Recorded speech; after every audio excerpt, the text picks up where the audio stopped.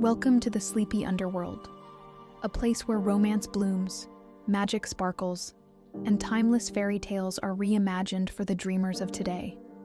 From heart-stirring romances to spellbinding adventures, every story is a soothing escape into a realm of love, wonder, and charm. So curl up, press play, and let us carry you away to the land of dreams. Don't forget to like this video, subscribe to the channel, and leave a comment. We'd love to know in what part of the world you are watching and what is your favorite tip for a good night's sleep. Thank you for watching and enjoy the video.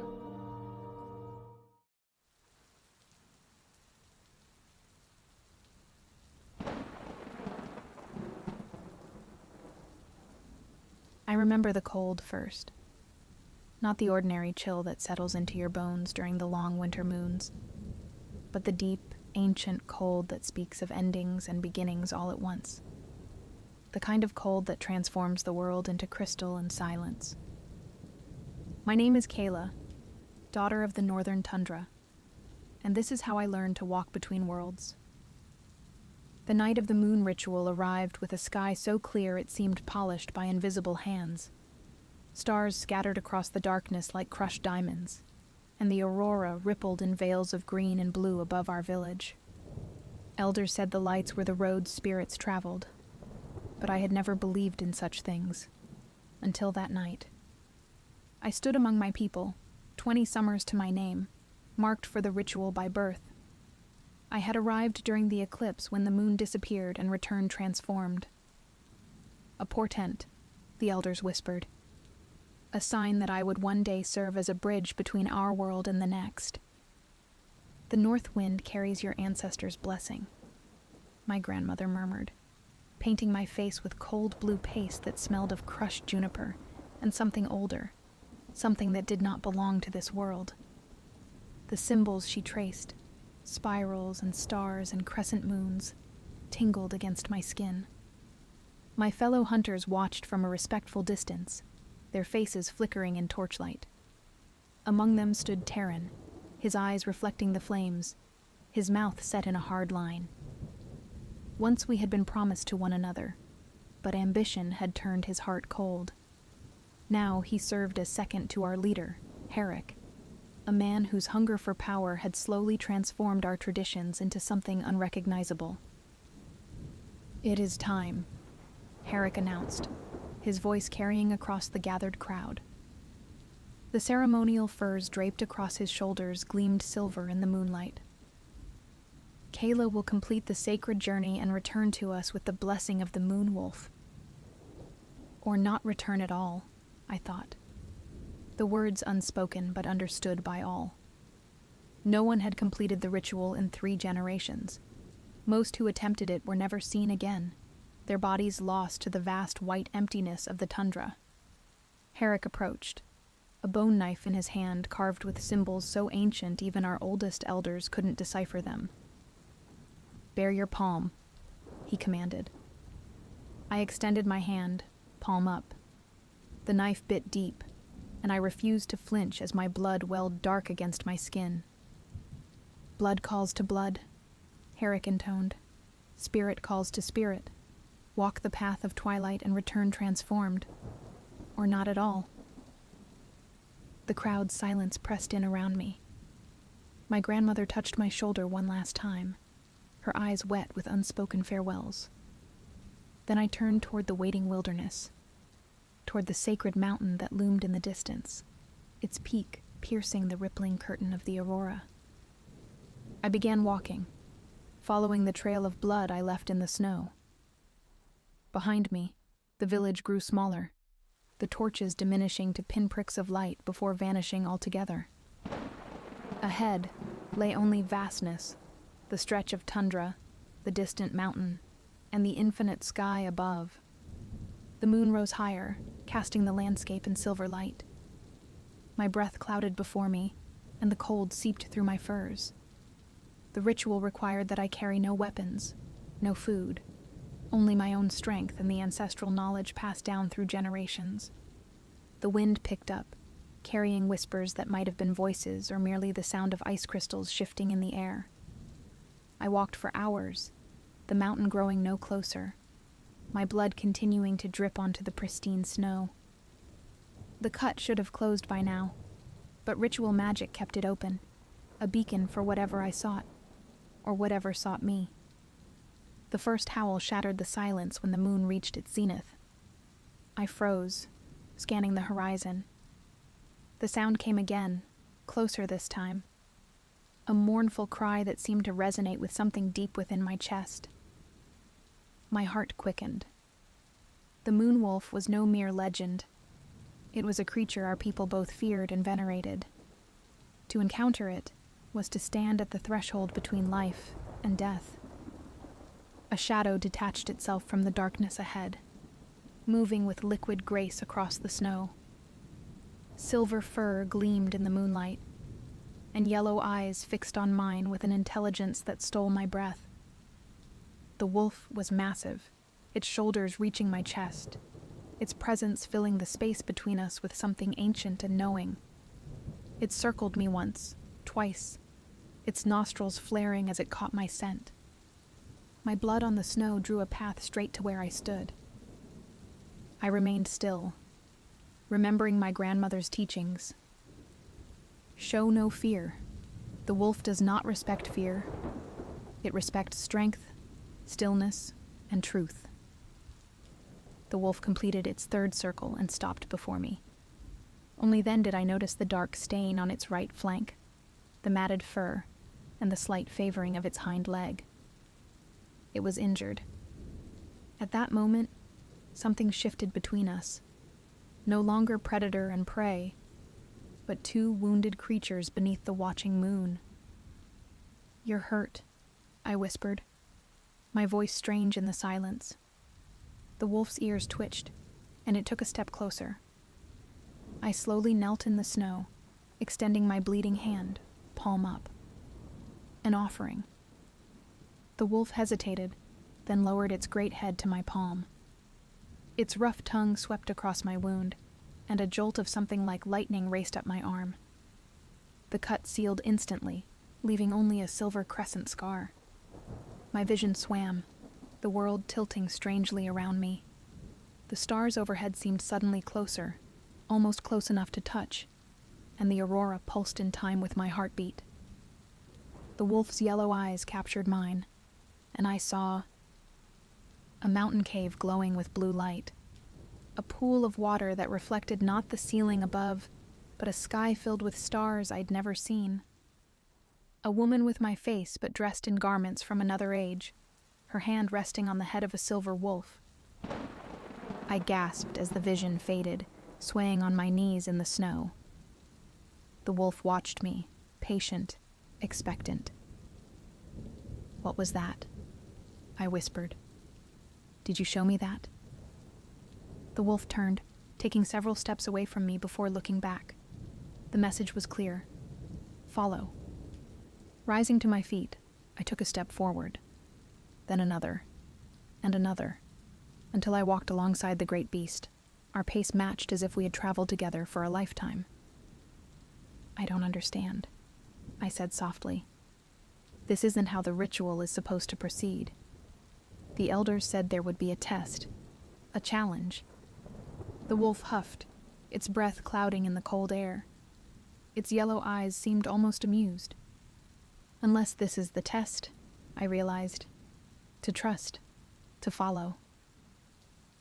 The snow crunched beneath our feet as we walked, and gradually I became aware of subtle changes in our surroundings.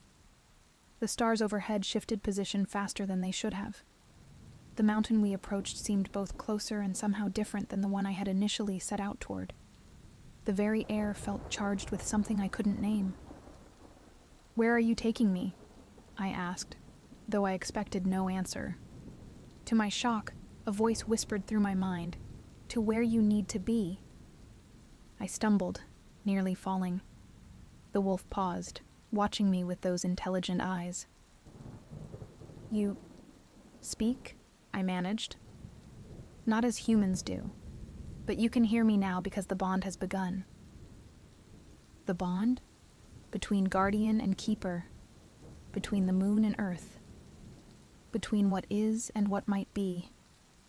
Before I could question further, a new sound reached us, voices calling my name. Harsh, angry voices. The wolf tensed, hackles rising. Danger comes. I turned to see torches in the distance, moving rapidly across the tundra. A hunting party. Herrick's men. "They're following us," I said. "But why?" "This isn't part of the ritual." The wolf growled, the sound reverberating through the frozen ground beneath our feet. "They do not honor the old ways. They seek power, not harmony. They wish to capture a moon guardian, to bend its magic to their will." Understanding dawned, cold and clear as the night around us. Herrick had never intended for me to complete the ritual. I was merely bait, chosen because of my birth under the eclipse. My blood was the lure. "You're injured because of them," I said. "They wounded you." "Yes." An arrow tipped with shadow root. It weakens our kind. Anger flared within me, hot and fierce. "Then we need to move faster." I broke into a run, the wolf matching my pace despite its injury. We flew across the snow, two shadows beneath the watching moon. Behind us, the voices grew more distant, but I knew they would not give up easily. My breath burned in my lungs as we ran, and the landscape around us blurred and shifted. The snow beneath our feet sparkled with an inner light I had never seen before, and the swaying auroras descended lower, their colors intensifying until they painted the tundra in swaths of emerald, sapphire, and violet. "We cross between worlds now," the wolf's voice explained in my mind. "Few humans can walk this path. The veil thins for those with the sight." The sight. My grandmother had used that word, watching me carefully as I described the strange things I sometimes glimpsed from the corner of my eye. Shadows moving against the wind, lights dancing where no fire burned, figures walking across the snow leaving no footprints behind. "What is happening to me?" I gasped as the world continued to transform around us. "You remember what you have always been," came the cryptic reply. We crested a rise, and I stopped in wonder. Below us stretched a valley unlike any I had seen before. Ancient trees with trunks wider than 5 men standing shoulder to shoulder rose into the night sky, their branches heavy with ice that caught the moonlight and refracted it into thousands of rainbow prisms. Between the trees moved shapes, some animal, some humanoid, some defying description altogether. "What is this place?" I whispered. "A crossing point, a sanctuary, home to those who walk between." The wolf led me down into the valley, where the air grew noticeably warmer. The trees seemed to bend slightly as we passed, branches dipping in acknowledgement. The shadows between the massive trunks shifted and whispered, and I caught glimpses of eyes watching us, some curious, some wary, all knowing. We followed a path that glowed faintly blue, winding between the trees toward the center of the valley. As we walked, I became aware of a gentle humming sound, a melody so subtle it vibrated through the earth itself. "I hear music," I said. "The song of the earth. All places sing, but few humans hear. You hear because you are awakening." We reached a clearing where a perfect circle of stone stood, each taller than me, and carved with symbols similar to those on Herrick's ritual knife. At the center of the circle lay a pool of water so still it mirrored the sky above with perfect clarity. The wolf stopped at the edge of the pool. "This is the moon's mirror. Look into it and tell me what you see." I approached cautiously, kneeling at the water's edge. At first I saw only my reflection, my face still painted with the ritual symbols, my eyes wide with wonder and fear. Then the water rippled, though no wind disturbed its surface. My reflection changed. I was still myself, but different, dressed in silver-white furs I had never worn, my hair longer and threaded with small crystals that caught the light. Around my neck hung a pendant shaped like a crescent moon. Beside me stood the silver wolf, whole and uninjured, its yellow eyes gleaming with power. Then the vision shifted again. I saw Herrick and his men entering the sacred valley, weapons drawn, faces twisted with greed. I saw the ancient trees withering at their approach, the magical creatures fleeing in terror. I saw the moon's mirror polluted, its waters turning black. "They're coming here," I said, pulling back from the water with a gasp. "They'll destroy this place." "They seek what they cannot understand." The wolf's mental voice was grim. "This has happened before, in cycles as old as the moon herself. Always there are those who wish to possess rather than protect. What can we do? Complete the ritual. Become what you were born to be." The wolf moved to stand on the opposite side of the pool, its injured form reflected in the water between us. The moon's whisper requires a sacrifice freely given, an exchange of life force. Only through mutual surrender can the bond be forged. "What kind of sacrifice?" I asked, though somehow I already knew. "I offer my immortal essence. You offer your mortal limitations. Together we become something new, a dreamkeeper, guardian of the threshold between worlds." Fear clutched at my heart. Will it hurt? The wolf's eyes softened. There is always pain in transformation, but there is beauty too. From the distance came shouts, Herrick and his men drawing closer. We had little time. "What must I do?" "Place your hands in the water. Open your mind to mine. Remember who you have always been." I plunged my hands into the pool. The water was neither warm nor cold, but vibrated with energy that raced up my arms and spread throughout my body. Across from me, the wolf placed one paw into the water, and our eyes locked. The world dissolved. I fell through memories not my own, the wolf running beneath countless moons, guarding the sacred places, watching civilizations rise and fall like waves upon a shore. I saw myself through its eyes, not just as I was now, but as I had been before. A different body, a different time, but the same soul. Again and again, lifetime after lifetime, we had found one another. Sometimes I completed the transformation. Sometimes I failed. Sometimes we parted in sorrow, sometimes in triumph. The wolf fell through my memories too, my childhood in the village, my grandmother's teachings, and my growing awareness that I did not quite belong. My fear and my courage, my doubts and my certainties. We merged and separated, like dancers circling one another in perfect rhythm. "Remember," the wolf urged. "Remember the promise." And suddenly, I did remember. Standing in this very spot centuries ago, my hand on the head of a silver wolf, speaking words in a language I no longer knew but somehow understood. "As long as the moon walks her path across the sky, I will guard the threshold. I will guide the lost. I will remember when others forget." Power surged between us, and the water of the pool glowed with an intense silver-blue light that shot upward in a column, connecting earth to sky. The aurora above responded, descending in curtains of color that wrapped around the pillar of light. Pain lanced through me. Not the pain of injury, but of expansion, as if my very being grew too large for my physical form. I screamed, but the sound transformed into something else. A howl that echoed the wolf's own cry. The wolf's form dissolved into particles of light that swirled across the pool toward me. At the same time, something of my own essence flowed toward the wolf. We exchanged parts of ourselves, becoming neither fully human nor fully wolf, but something in between. Something more. "Yes," the wolf's voice encouraged. "Accept what you are."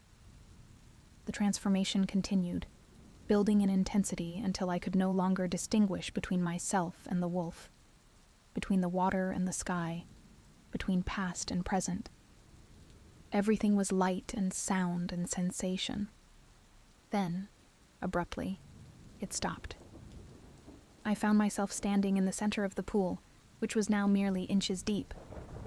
My body felt simultaneously lighter and more substantial than before. Power hummed beneath my skin.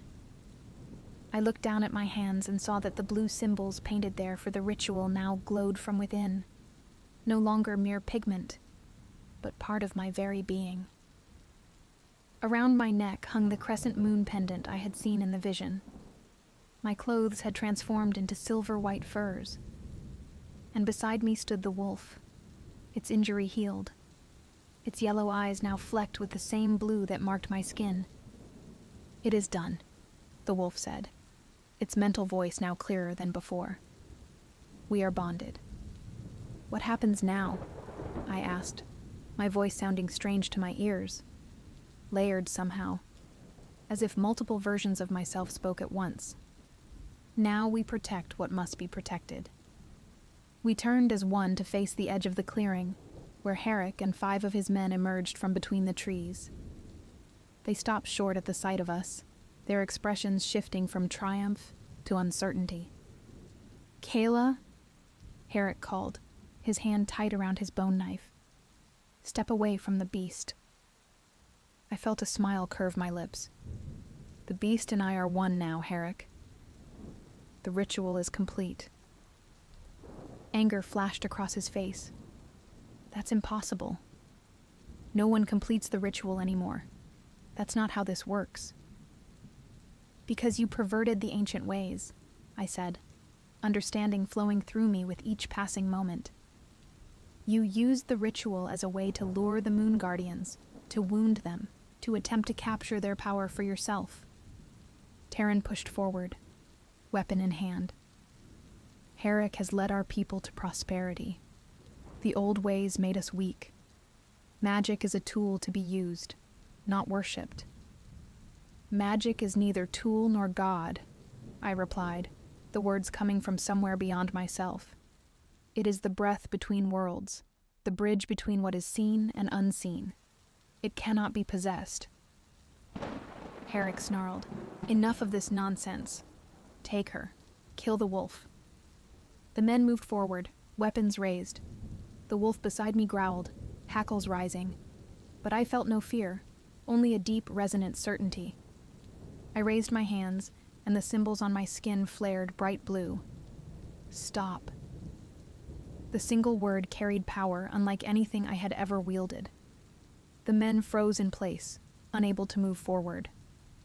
"I am Kayla, Dreamkeeper, and Guardian of the Threshold," I said, the title rising from ancient memory.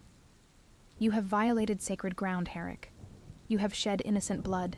You have forgotten what our people once knew, that we are stewards, not masters." "Kill them!" Herrick screamed, fighting against the invisible force that held him in place. One of the men managed to knock an arrow, drawing his bow with trembling hands. The wolf and I moved in perfect unison. As the arrow flew, I caught it midair, the shaft turning to frost beneath my fingers. The wolf leaped, not toward the men, but in a circle around them, trailing silver light that formed a containing ring. "You cannot win this battle," I told them. "Not here, between the worlds." "Then we'll bring more men," Herrick hissed. "We'll burn your precious trees. We'll drain your magical pool. We are many, and you are one."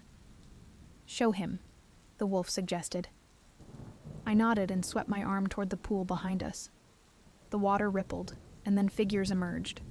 Other dreamkeepers from across time and space, some human-like, others more wolf than person, all marked with the same glowing symbols I now bore. They formed a silent semicircle behind us, dozens strong. "We are many," I corrected. "And we have guarded the sacred places since time began." Fear finally crept into Herrick's eyes. "What do you want?" "Leave this place. Return to our people. Tell them the truth of what the ritual was meant to be." Tell them a dreamkeeper walks again. And if I refuse? I smiled, feeling the wolf's fierce joy mirror my own. Then you will wander the space between worlds until you learn humility. It might take several lifetimes. I knew he sensed its truth. If I willed it, I could strand them in this twilight realm where time moved differently, where human concerns diminished against the vast tapestry of existence. Herrick's shoulders sagged in defeat. "Release us," he muttered. With a gesture, I dissolved the containing circle. The spectral dreamkeepers behind us faded back into the pool. "Go," I said. "Remember what you've seen here today." The men backed away slowly, then turned and fled through the trees. Only Taryn remained, his expression conflicted. "Are you coming back?" he asked softly. I exchanged a glance with the wolf. "Yes, but not as who I was." "What will you do?" "Restore what was lost. Guide those who are ready to listen. Walk between worlds." He nodded slowly, studying my transformed appearance. "I never understood you. Perhaps I wasn't meant to." "Perhaps," I agreed, "but understanding can come with time." After a long moment, he turned to follow the others. I watched him go, feeling a chapter of my life closing.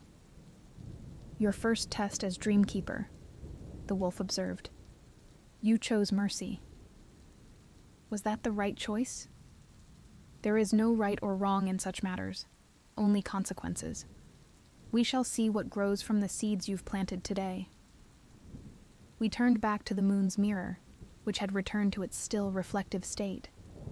In its depths, I could now see pathways, shimmering routes connecting this sacred place to others around the world. So many, I breathed, all in need of guardians, all in need of those who remember the old promises. Where do we start? The wolf's eyes gleamed with ancient wisdom. We begin with rest. Transformation requires recovery. For the first time, I noticed the bone-deep exhaustion that pulled at me. Where? This way.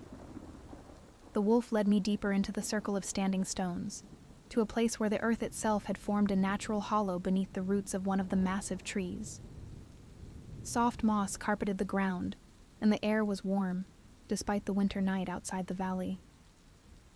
I settled into the hollow, and the wolf curled beside me, its warm body a comfort against the overwhelming newness of my existence. Above us, through gaps in the ancient roots, I could see stars and the dancing aurora.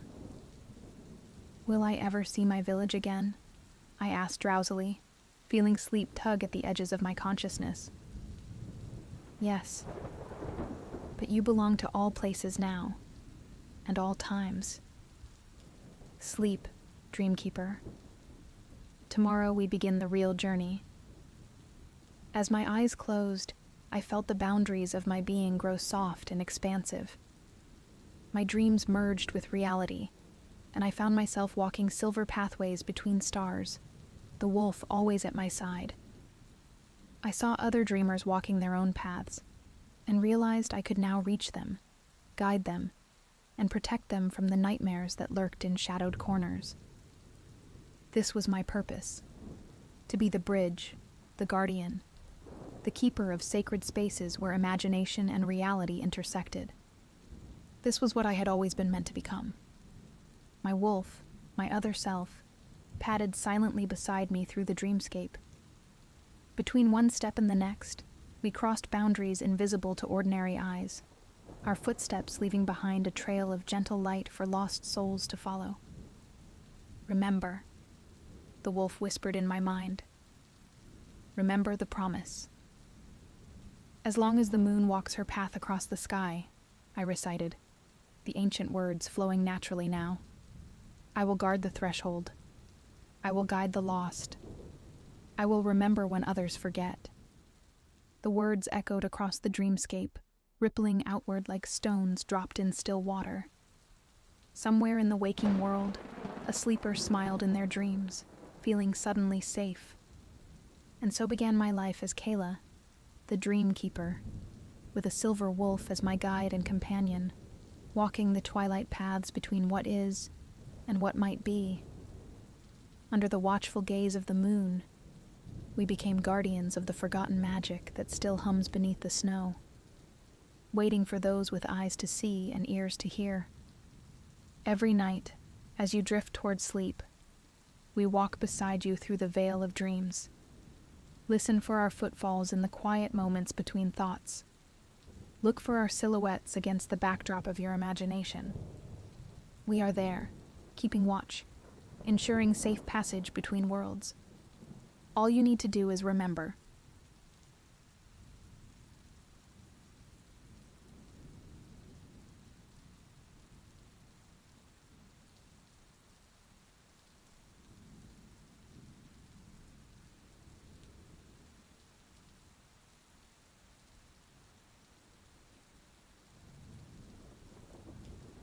The villagers called them the Eternal Mountains, the towering peaks that pierced the clouds like ancient spears of ice. From my vantage point in my steam-powered snowmobile, their jagged silhouettes cut against the pewter sky like a crown of crystal thorns. I called them my next great challenge, though the word challenge felt inadequate as I watched storm clouds gather around their peaks, dark and heavy with winter's fury. As my vehicle crawled up the narrow mountain path, the engine's steady purr competed with the howling wind. The instrument panel cast a warm glow of brass and copper light across my gloved hands, the metal surfaces polished to mirror brightness from years of use. Steam hissed through carefully calibrated valves, smelling of oil and metal and adventure. Beyond the reinforced glass windows, snowflakes danced in hypnotic patterns, each unique crystal catching the light before joining its brethren in the deepening drifts. I hadn't come to these remote heights for the legends, though the innkeeper in the last town had filled my ears with tales of the mysterious snow maiden who protected these peaks. I still remembered how her eyes had widened when I mentioned my destination, how her weathered hands had clutched at her shawl as she spoke of a being who walked through blizzards as easily as summer breezes, her presence turning even the deadliest storms into gentle snowfall. "She's saved us all, one way or another," the innkeeper had said, her voice dropping to a whisper heavy with reverence. "But never look directly at her, my boy. Her beauty freezes the heart as surely as the deepest winter." I had smiled politely, more focused on checking my equipment than heeding supernatural warnings. I sought inspiration from my next invention. Perhaps something to help humanity survive in these harsh climates. My workshop back in the city was filled with half-finished projects, each one reaching toward the same goal, bridging the gap between human fragility and nature's raw power. Yet, as the storm intensified and my visibility dropped to mere feet, those dismissed warnings began to echo in my mind. The wind's howl took on an almost musical quality, like a chorus of voices just beyond comprehension. The snow itself seemed to move with purpose, swirling in patterns too precise to be natural. The first sign of real trouble came with a sound like thunder, except thunder had no place in a snowstorm. I looked up through the glass dome of my vehicle to see a wall of white racing down the mountainside. The avalanche moved faster than any natural phenomenon should, as if driven by an intelligent malice. In the heart of the cascading snow, I could have sworn I saw a figure of darker white, like a shadow cast by winter itself. I gunned the engine, but the snow was already upon me. The world turned white, then black. Metal screamed as my vehicle was tossed like a child's toy. Glass cracked in crystalline spider webs across my vision. The last thing I remembered was a flash of silver-white hair and eyes that glowed like the heart of a glacier, filled with an ancient sorrow that called to something deep within my soul. When I woke, I lay in a cave of ice that sparkled with its own inner light. Layers of color shifted through the frozen walls, deep blues, subtle purples, hints of green. creating an aurora in miniature. My body should have been frozen, but warmth emanated from the very walls around me, as if the ice itself had been transformed into something that defied natural law. And there she stood, the figure from my fading memories, real as the cold air in my lungs, real and more breathtaking than any legend could have prepared me for. Her dress seemed woven from snowflakes, each movement creating cascades of crystalline light that played across the cave walls. Her skin held the pale luminescence of moonlight on fresh snow, translucent enough that I could almost see the gentle pulse of power beneath. Her hair floated around her face as if suspended in water, each strand catching and refracting light like strands of living crystal. But it was her eyes that captured me, blue as the deepest ice, ancient and lonely as winter itself. Within their depths, I saw centuries of solitude, of watching mortal lives flash by like summer flowers, while she remained unchanging as the eternal snows. In that moment, all my scientific certainties crumbled like frost beneath the sun. "You shouldn't have come here, Ren Nakamura," she said, her voice like wind through icicles, musical and sharp and haunting. "These mountains are not safe for dreamers." Frost spiraled across the cave floor where she stepped, creating intricate patterns that reminded me of the blueprints scattered across my workshop desk.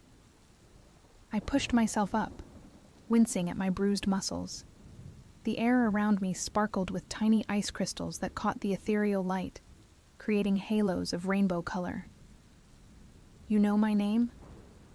I know all who enter my domain." She moved closer, and the air around her shimmered with frost that smelled of winter roses and pine needles. Her presence brought a chill that somehow felt intimate rather than threatening, like the first breath of winter through an open window. "Just as I know you don't believe in me. The Snow Maiden of legend." I couldn't keep the wonder from my voice. All my scientific certainties melted in her presence, replaced by a deeper kind of knowing. My fingers itched to reach for her, to prove her solidity despite her ethereal appearance. "But you're real. Real enough to save you." Her expression softened slightly, and the temperature in the cave rose a fraction. A strand of her crystalline hair drifted close enough to brush my cheek, leaving a trail of tingling warmth and cold that lingered like a caress. "But you must leave when the storm passes. There are forces stirring in these mountains that even I cannot protect you from." "What forces? What are you protecting these people from?" I took a step toward her, drawn by an impulse I couldn't explain. The air between us grew thick with tension, like the moment before lightning strikes. She turned away, her form becoming translucent at the edges. The scent of winter roses intensified, mixing with an ancient smell of ice and stone. "Some questions are better left in the snow, inventor. For now, rest. Dawn comes soon." Her voice carried notes of longing that belied her warning words. "Dreams are dangerous things in these mountains.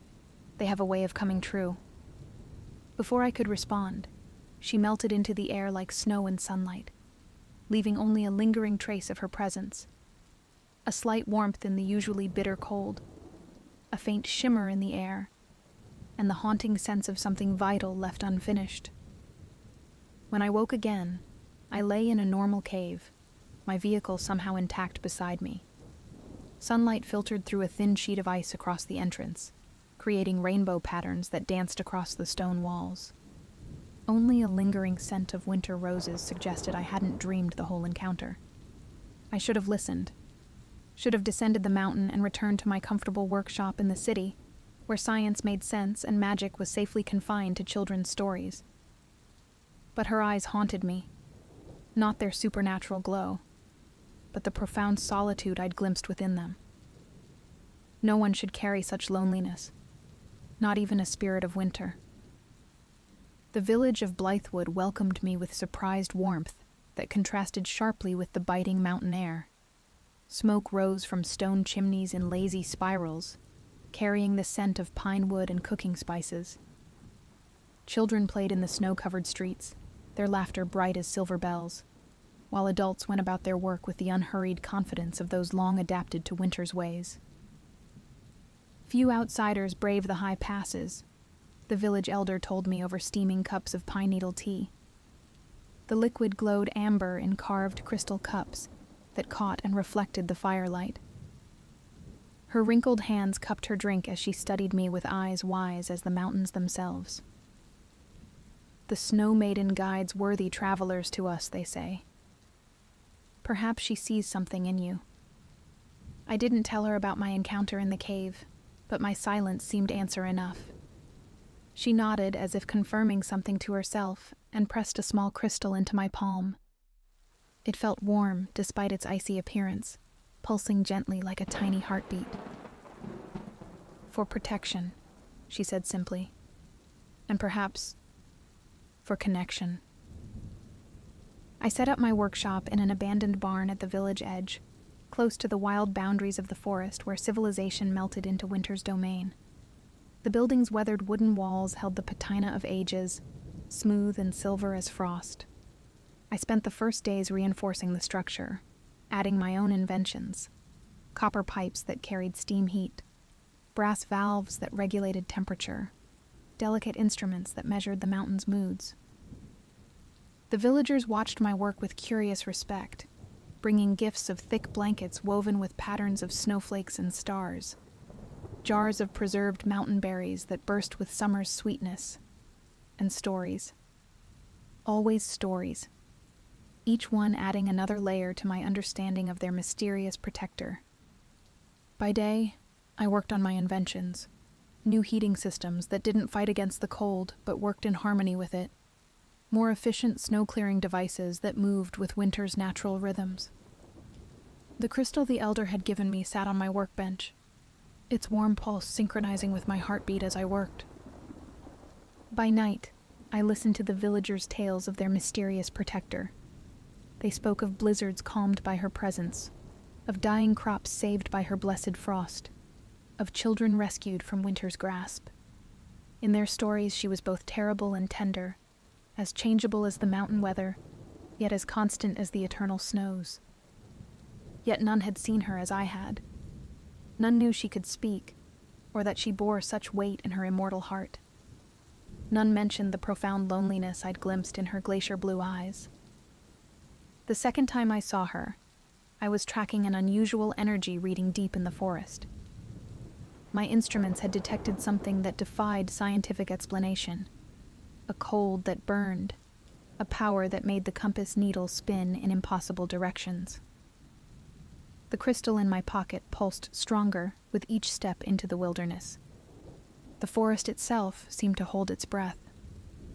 Snow fell in perfect silence, each flake drifting with deliberate grace. Ice coated the tree branches in layers that caught the fading light, creating a cathedral of frozen beauty. My breath fogged in the air, carrying the scent of pine and something sweeter, winter roses. She emerged from a curtain of falling snow, more substantial than before. Her presence brought that familiar mix of warmth and cold that I'd started to crave like a fever. Frost patterns spiraled out from her feet, creating trails of ice that matched the racing of my heart. I warned you to leave. Her voice carried notes of concern that belied her stern words. A snowflake landed on her cheek and didn't melt, adding to her crystalline beauty. I couldn't. The truth fell from my lips like fresh snow, pure and unstoppable.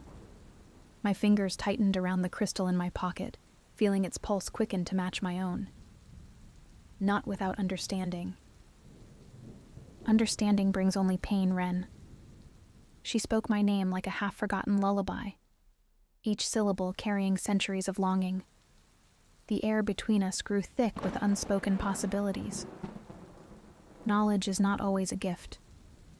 Then let me share the burden of it. I stepped closer, watching the frost patterns shift and swirl around her feet in response to her emotions. You don't have to carry it alone. She studied me for a long moment, her eternal winter meeting my mortal warmth. The snow between us fell slower. Finally, she held out her hand. Frost immediately coated my glove where she touched it, but underneath, I felt a warmth that defied explanation. "Come," she whispered, her voice carrying both invitation and warning. "There is something you should see." She led me deeper into the forest, where the trees grew close and dark. Our footsteps left matching prints in the fresh snow, hers perfect crystals that sparkled with inner light, mine merely mortal impressions beside them. The crystal in my pocket grew warmer with each step, its pulse matching the rhythm of our movement. In a clearing stood an ancient shrine, its stone surfaces carved with scenes that caught and held the eye. Warriors battling a force of pure winter. A maiden stepping between humanity and protection. A sacrifice that echoed through centuries. At its center, a crystal much like mine pulsed with a cold blue light that seemed to reach for the snow maiden like a lover's touch. "Long ago," she said, her voice taking on the cadence of ancient memory, "these mountains faced a force that sought to plunge the world into endless winter. The people here had learned to live in harmony with the cold, but this entity, the Frost King, wanted only destruction. His power turned snow to steel, ice to obsidian, winter itself into a weapon." She touched the shrine's surface, and frost spread from her fingers, highlighting the carvings until they seemed to move. A young priestess discovered that the Frost King's power could be bound by an equal and opposite force, the warmth of human love and sacrifice. She offered herself, using her warmth and humanity as the price for his imprisonment. She became the first snow maiden, forever walking the boundary between human and spirit. "You're her descendant?" I asked, though in my heart I already knew the answer. "I am her." She turned to me, and in her eyes I saw centuries of solitude. Immortality was part of the price. Each winter, I feel more of my humanity slip away as I maintain his bonds. Each summer, I remember less of what it meant to be human. Her hand still rested on the shrine, and I covered it with mine. The cold bit deep, but I welcomed it. There has to be another way. A balance between sacrifice and survival. "Why would you risk yourself for me?" Her voice held wonder and fear in equal measure. Snowflakes swirled between us, carrying the scent of winter roses and possibility. "Because I see you," I said simply. "Not the legend, not the spirit, but you. And no one should face eternity alone." Something shifted in her eyes then, a thaw in glaciers that had stood frozen for centuries. The crystal's pulse quickened, matching the rhythm of our shared breath. "Your warmth calls to me, Wren. Like spring calls to winter, like dawn calls to dusk. But it also endangers you." Her free hand rose to cup my cheek, and frost bloomed across my skin like a caress. The colder I become, the more I hunger for mortal heat. "Then take it." I turned my face into her touch, though every instinct warned against it. The cold burned, but beneath it lay a warmth I'd never known. "Take what you need." "It would destroy you." Fear crept into her voice. Not of me, but for me. "I don't believe that." Another step closer. Frost crawled up my sleeves, but I didn't retreat. The crystal in my pocket blazed with warmth, counterpoint to her winter chill. "You've spent centuries protecting others. Let someone protect you for once." The kiss, when it came, burned with cold fire. Frost spread across my skin, but beneath it, I felt her trembling with long-denied warmth. Her lips were soft as new snow, sweet as ice wine. For a moment, we stood suspended between mortal and immortal, winter and spring, duty and desire. The crystals, both hers and mine, pulsed in harmony, creating a symphony of light and power. Then the shrine's crystal flared with violent light, and she pushed me away. "He feels it," she gasped, "my weakness. my want. Ice spread from her feet, crackling across the clearing with predatory intent. Run. But I couldn't leave her. Not now. Not ever. Now, Ren! She shouted, as a force stronger than life and deadlier than death engulfed her in its frosty fury. Frightened and freezing, I obeyed her command. I ran, far and fast, questioning my decision to leave her, ashamed that I wasn't brave enough to stay. Weeks passed in a chilling blur, a dance of advance and retreat. By day, I worked frantically in my workshop, studying the old stories, combining ancient wisdom with modern science. Steam and ice, copper and crystal, human ingenuity and eternal magic. Surely there was a way to bridge these worlds. By night, she came to me, drawn by my warmth, even as she feared it would destroy us both. We shared moments stolen from winter itself, her cool fingers tracing my inventions with curiosity, my hands teaching her to feel again through layers of protective cloth. Each touch burned with cold, but each burn struck deeper into her frozen heart, awakening feelings she'd thought lost to centuries of ice. "Tell me about the world beyond the mountains," she would ask, as we sat in my workshop, surrounded by the gentle hiss of steam and the ticking of delicate instruments. I described the wonders I'd seen, the machines I'd built, the dreams I still chased. In return, she shared fragments of her human life, memories preserved like flowers in ice, a mother's smile, a sister's laugh, the taste of fresh bread on winter mornings. But as our connection grew stronger, so did the Frost King's attacks. Storms raged with unnatural fury. Avalanches struck without warning. The very air grew sharp with malicious cold that sought to extinguish all warmth. "He feeds on winter's power," she explained one night, as we huddled in my workshop while the wind howled outside. Her hands traced patterns in the frost on my windows, patterns that matched the designs scattered across my workbench. And I am winter-made flesh. The more I feel, the more power I release into the world, the more his prison weakens. Then we'll find another source of power. I showed her my latest invention, a device that could channel thermal energy, converting heat to cold and back again. Brass pipes twisted like frozen vines, copper coils hummed with contained power, and at its heart sat the crystal the elder had given me, pulsing with possibility. If we can't break the cycle, we'll change it. She touched the device, leaving swirls of frost in her wake. "You still think science can solve what magic created? I think love can solve what loneliness created." I caught her hand, ignoring the cold that instantly numbed my fingers. The crystal flared brighter at our touch. "Your predecessor used sacrifice to bind him. But what if the answer isn't in losing humanity, but in sharing it?" Understanding dawned in her winter-bright eyes.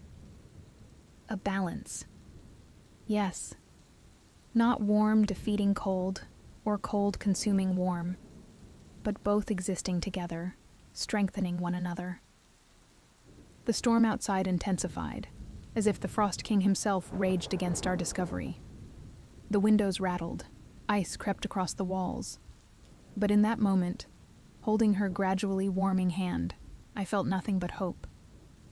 It took us 3 more days to perfect the device. 3 days of endless storms. 3 days of the village huddling in fear while their protector and a foreign inventor gambled with forces beyond mortal understanding.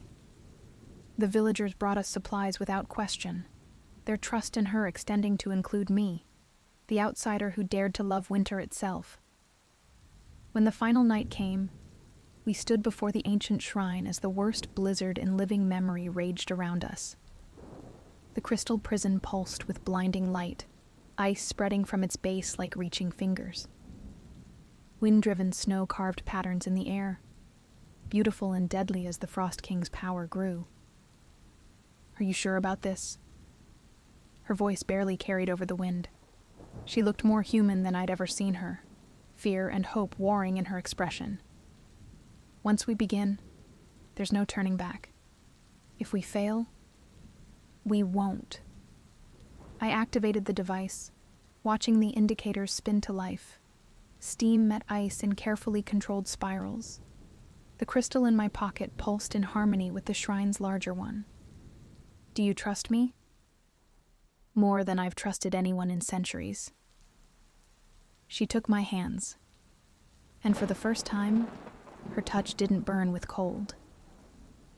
The ritual began simply, her power flowing into the crystal, my device channeling it, transforming it from destructive cold to balanced energy. But as the Frost King felt his prison changing, he fought back with all his ancient fury. Ice spears erupted from the ground. The wind turned solid, sharp enough to cut. The very air crystallized, threatening to freeze us where we stood. Through it all, she stood firm, one hand on the crystal, the other gripped in mine. Our hearts beat in time with the pulsing lights, creating a rhythm older than winter itself. "Hold on," I shouted, as the device reached critical levels. Steam and ice met in impossible patterns, neither winning, both transforming. Just a little longer. The cold became unbearable, then transcendent. I felt her power course through me, no longer burning but singing in my blood. My warmth flowed into her, not weakening but growing stronger in the sharing. Science and magic, mortal and spirit, love and duty, all merging into something entirely new. The crystal's light changed from cold blue to warm gold. The Frost King screamed in rage, then wonder, as his prison transformed. No longer a cage of sacrifice, but a lens of balance, focusing and dispersing winter's power in eternal harmony. The storm above calmed, snow falling now in gentle swirls that caught the dawn's first light. When it was over, she stood solid and real in my arms, her skin still cool but no longer deathly cold. "How do you feel?" I asked, brushing snowflakes from her hair, snowflakes that no longer froze instantly at her touch. "Human," she whispered, "but also more, both mortal and spirit, winter and spring." She touched my face, and her fingers left only the faintest trace of frost. "What about you?" I smiled, watching my breath mist in the air. A little cooler, but in a good way. The village celebrated for 3 days when they learned their protector had found both love and balance. The storms still come. Winter will always have its fury. But now they're natural, clean, part of the eternal cycle rather than an ancient being's rage. She has a mortal name now, though I keep it close to my heart. To the village, she's still their snow maiden, blessing their crops with gentle frost and calming winter's worst moods. To me, she's simply my love, cool fingers intertwined with mine as we walk the boundary between worlds. Our home sits at the edge of the village, half workshop and half shrine. The devices we create together combine science and magic in ways neither of us could have imagined alone. Steam and ice dance in eternal balance, just as we do. And on the coldest nights, when we watch the aurora dance above the peaks, I remember that some loves are worth braving the storm for. They say opposites attract, but maybe they do more than that. Maybe they complete one another, creating something entirely new in the space between extremes. In the end, that's where we found our answer. Not in conquering the cold or surrendering to it, but in learning to dance with winter itself. And in our dance, we found forever.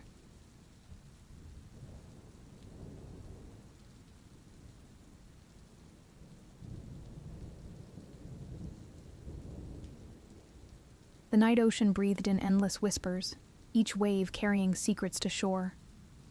I stood at my bedroom window, wrapped in the thick summer air, when I first saw the impossible light. It wasn't the familiar silver path of moonlight on the water. This glow pulsed beneath the surface in shades of electric blue and ethereal green, moving with deliberate purpose against the tide. The sight drew me from my bed, my bare feet silent on the weather-worn steps of the beach house. Salt-laden air clung to my skin as I descended to the shore, my cotton nightdress offering little protection against the humid night. The sand felt like warm velvet between my toes, and it still held the day's heat beneath its cooled surface. As I approached the water's edge, the mysterious light intensified. What I'd first taken for bioluminescent algae resolved into distinct points of radiance, each one moving independently like underwater fireflies. They wove intricate patterns beneath the surface, forming a glowing pathway that stretched toward the horizon. The gentle surf kissed my ankles, unexpectedly warm for a night ocean. Each wave carried more of the living lights, their blue-green glow reflecting off my skin until I shimmered. The rational part of my mind, the part that had helped me survive the past year of grief and change, urged caution. But something deeper called to me, an ancient recognition that bypassed thought entirely. I waded deeper, letting the water rise past my knees. My nightdress floated around my thighs, becoming nearly transparent in the otherworldly light. Glowing creatures swirled around me, their touch like pinpricks of electricity against my skin. They seemed to be leading me toward something, or someone. He appeared like a mirage made solid, standing on a sandbar that I knew hadn't existed during my afternoon walks on the beach. The mysterious light circled him in lazy spirals, illuminating features that belonged in a Renaissance painting. Dark hair fell in waves to his shoulders, framing a face of impossible beauty. But it was his eyes that held me motionless. They contained the same phosphorescent glow as the creatures in the water, ancient and knowing and touched with inexpressible sorrow. You see them clearly. His voice carried across the water like distant thunder, deep and resonant. Most mortals perceive only a vague glow, if anything at all. What are they? I continued forward, drawn by a pull I couldn't explain. The water was chest deep now, but the sandbar rose to meet me, solid beneath my feet. The last echoes of what once was. He held out his hand, and several of the lights danced up to spiral around his fingers. My final companions in exile. I'm Calla, I offered, mesmerized by the play of light across his features. Up close, his skin was translucent, like sunlight through sea glass. Adrian. A smile touched his lips, sad but genuine. Though centuries ago, I was called by another name, one your tongue couldn't shape without breaking. The lights pulsed brighter at his words, their glow reflecting off the water droplets in the air until we stood in a sphere of living light. You're not human, I said, the words falling from my lips like stones into still water. No. His smile faded. I am a spirit of these waters, though much diminished from what I once was. Pride and ancient magic bound me to this place, neither fully present nor truly gone. I recognized the ache in his voice. It echoed my own isolation since moving to this small coastal town after my mother's death. My father had retreated into his work, leaving me to navigate my grief alone in a place where every face was a stranger's. How long have you been here? Longer than this shore has held its current shape. Adrian turned and gazed at the horizon, where the full moon hung low and heavy. The curse that binds me is as old as the first tide. These lights, these fragments of my original form, are all that remain of my power. Without conscious thought, I reached out to touch his arm. His skin felt cool and solid, yet somehow fluid. Are you in pain? He looked down at my hand. Physical pain, no, but watching my essence fade with each passing tide. He let the sentence hang unfinished in the salty air. Will you tell me about it? About who you were? The words surprised me even as I spoke them. Adrian studied me for a long moment, his luminous eyes searching my face. You should return to shore, Calla. The tide is rising, and these waters hold dangers you can't imagine. I'm not afraid. The statement came out stronger than I intended, and his expression softened. Perhaps you should be. He stepped back, and the lights swirled around him like a living cloak. But if you wish to hear my story, return tomorrow night. The choice must be yours. I did return, night after night, drawn by something deeper than curiosity. Adrian taught me the language of the tides and showed me how to read the stories written in the movement of waves. His voice painted pictures of crystal cities beneath the sea, of magic that once flowed as freely as water itself, of a time when the boundary between our worlds was as permeable as morning mist. In return, I shared my own story, of the mother who had filled my childhood with art and music before cancer stole her away, of the father who couldn't bear to look at me because I had her eyes, of the loneliness that had followed me from our city apartment to this quiet beach house. Adrian listened with an intensity that made me feel truly seen for the first time since my mother's death. Time moved differently during our midnight meetings. Sometimes we would sit in comfortable silence, watching the bioluminescent creatures dance beneath the surface. Other nights, Adrian would sing in a language that made my heart ache with its beauty, though I couldn't understand the words. The lights would respond to his voice, creating patterns that told stories of their own. I didn't realize I was falling in love until it was too late. It happened gradually, like the tide coming in, each small moment bringing me deeper until I was surrounded. The way his eyes crinkled when he smiled, the gentle power in his voice when he spoke of ancient magic, the careful way he maintained physical distance between us, even as our emotional connection grew stronger. But something was changing. With each passing night, the sandbar seemed smaller, the water deeper. The bioluminescent creatures, once brilliant enough to illuminate the waves for yards around, began to dim. Adrian's form became less substantial, as if he too were fading with his magic. "Please," I begged one night, as another full moon witnessed our meeting. "Tell me how to help you. There must be a way to break the curse." Pain flickered across his features. "There is a way," he admitted, "but knowing it will only bring you grief." "Tell me anyway." I moved closer, close enough to see the play of light beneath his skin. The curse was designed as both punishment and temptation. His voice dropped to match the whisper of the waves. "If I fall in love with a mortal, truly, completely, without reservation, the magic binding me here will shatter. But when it does, this sandbar will collapse, dragging into the depths anyone caught in its destruction. I would return to the sea, but any mortal." He couldn't finish the sentence. The cruel elegance of the curse struck me like a physical blow. It wasn't just meant to bind him. It was designed to ensure that any chance at love would end in tragedy. "That's why you've kept your distance." Understanding washed over me with the force of a wave. Why I never let myself love you as I wanted to. His hand hovered near my cheek, not quite touching. "Yes, I would rather fade to nothing than cause your death." But his earlier stories had sparked an idea. "You told me humans once crossed between our worlds freely, that the boundary was thinner." "In ancient times, yes, but that knowledge has been lost to the ages." "Then we'll rediscover it." Determination filled me, pushing back against my despair. "You've taught me so much about your world. There must be a way for me to survive in it." "Kala..."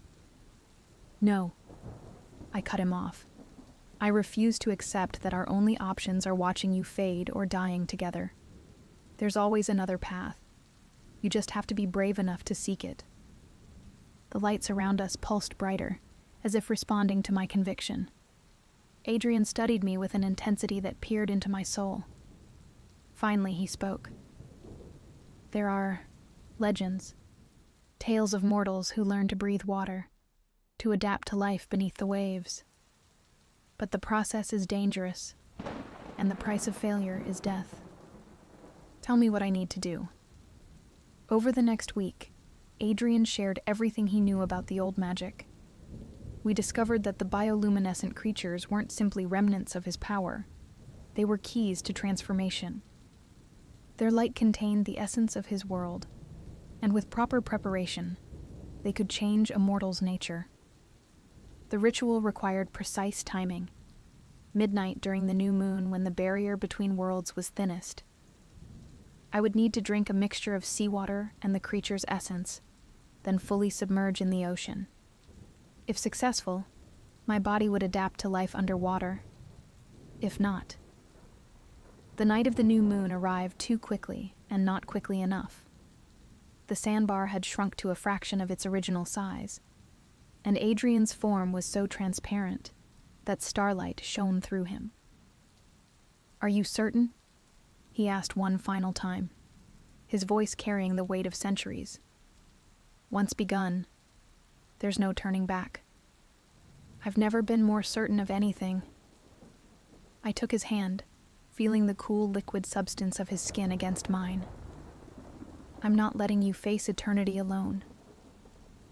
He pulled me close, and for the first time, pressed his lips to mine.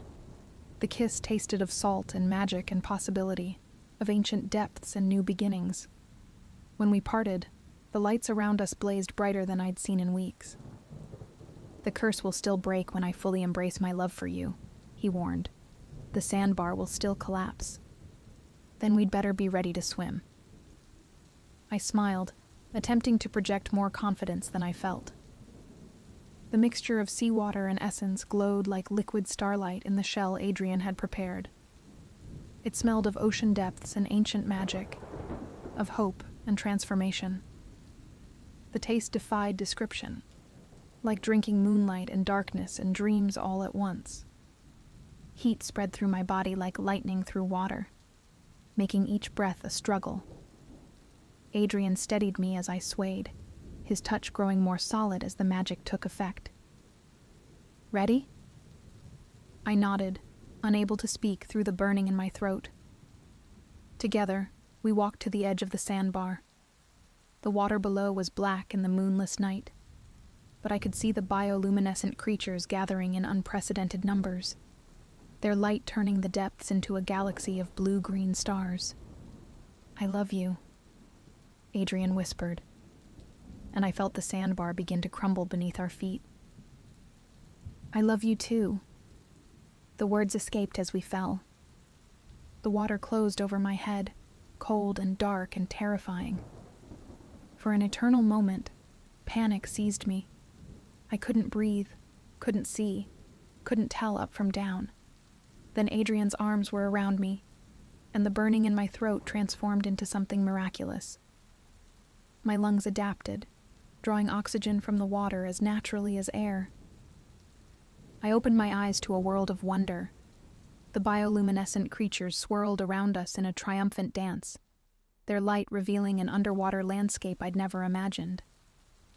Adrian's true form was magnificent, his human appearance giving way to something both beautiful and strange, with scales that shimmered like opals and eyes that held all the mystery of the deep. He was solid now, fully restored, no longer bound by the curse that had held him for so long. And I was transformed. Not exactly like him, but no longer fully human either. Something in between, capable of living in both worlds. We rose through the water together, breaking the surface to find the sandbar completely gone. The beach looked different from this perspective, distant and dreamlike as if it belonged to another life entirely. "What now?" I asked, discovering I could speak normally despite the changes. Adrian smiled, and the ocean lit up around us. "Now we explore. There are wonders in this world you've never dreamed of, and I want to show you all of them." Hand in hand, we dove beneath the waves, leaving the shore behind. The bioluminescent creatures led the way, their light guiding us toward new adventures and possibilities. I had chosen love over safety, magic over the familiar, and in doing so, found a way to have both. The curse was broken, but the real magic was just beginning. Ahead lay a lifetime of discovering the mysteries of the deep, of learning to navigate between two worlds, of building a love that defied the boundaries of nature itself. Each day would bring new wonders, and each night new adventures, as we explored the endless expanse of a life lived between sea and shore, between magic and mortality, between what was and what could be.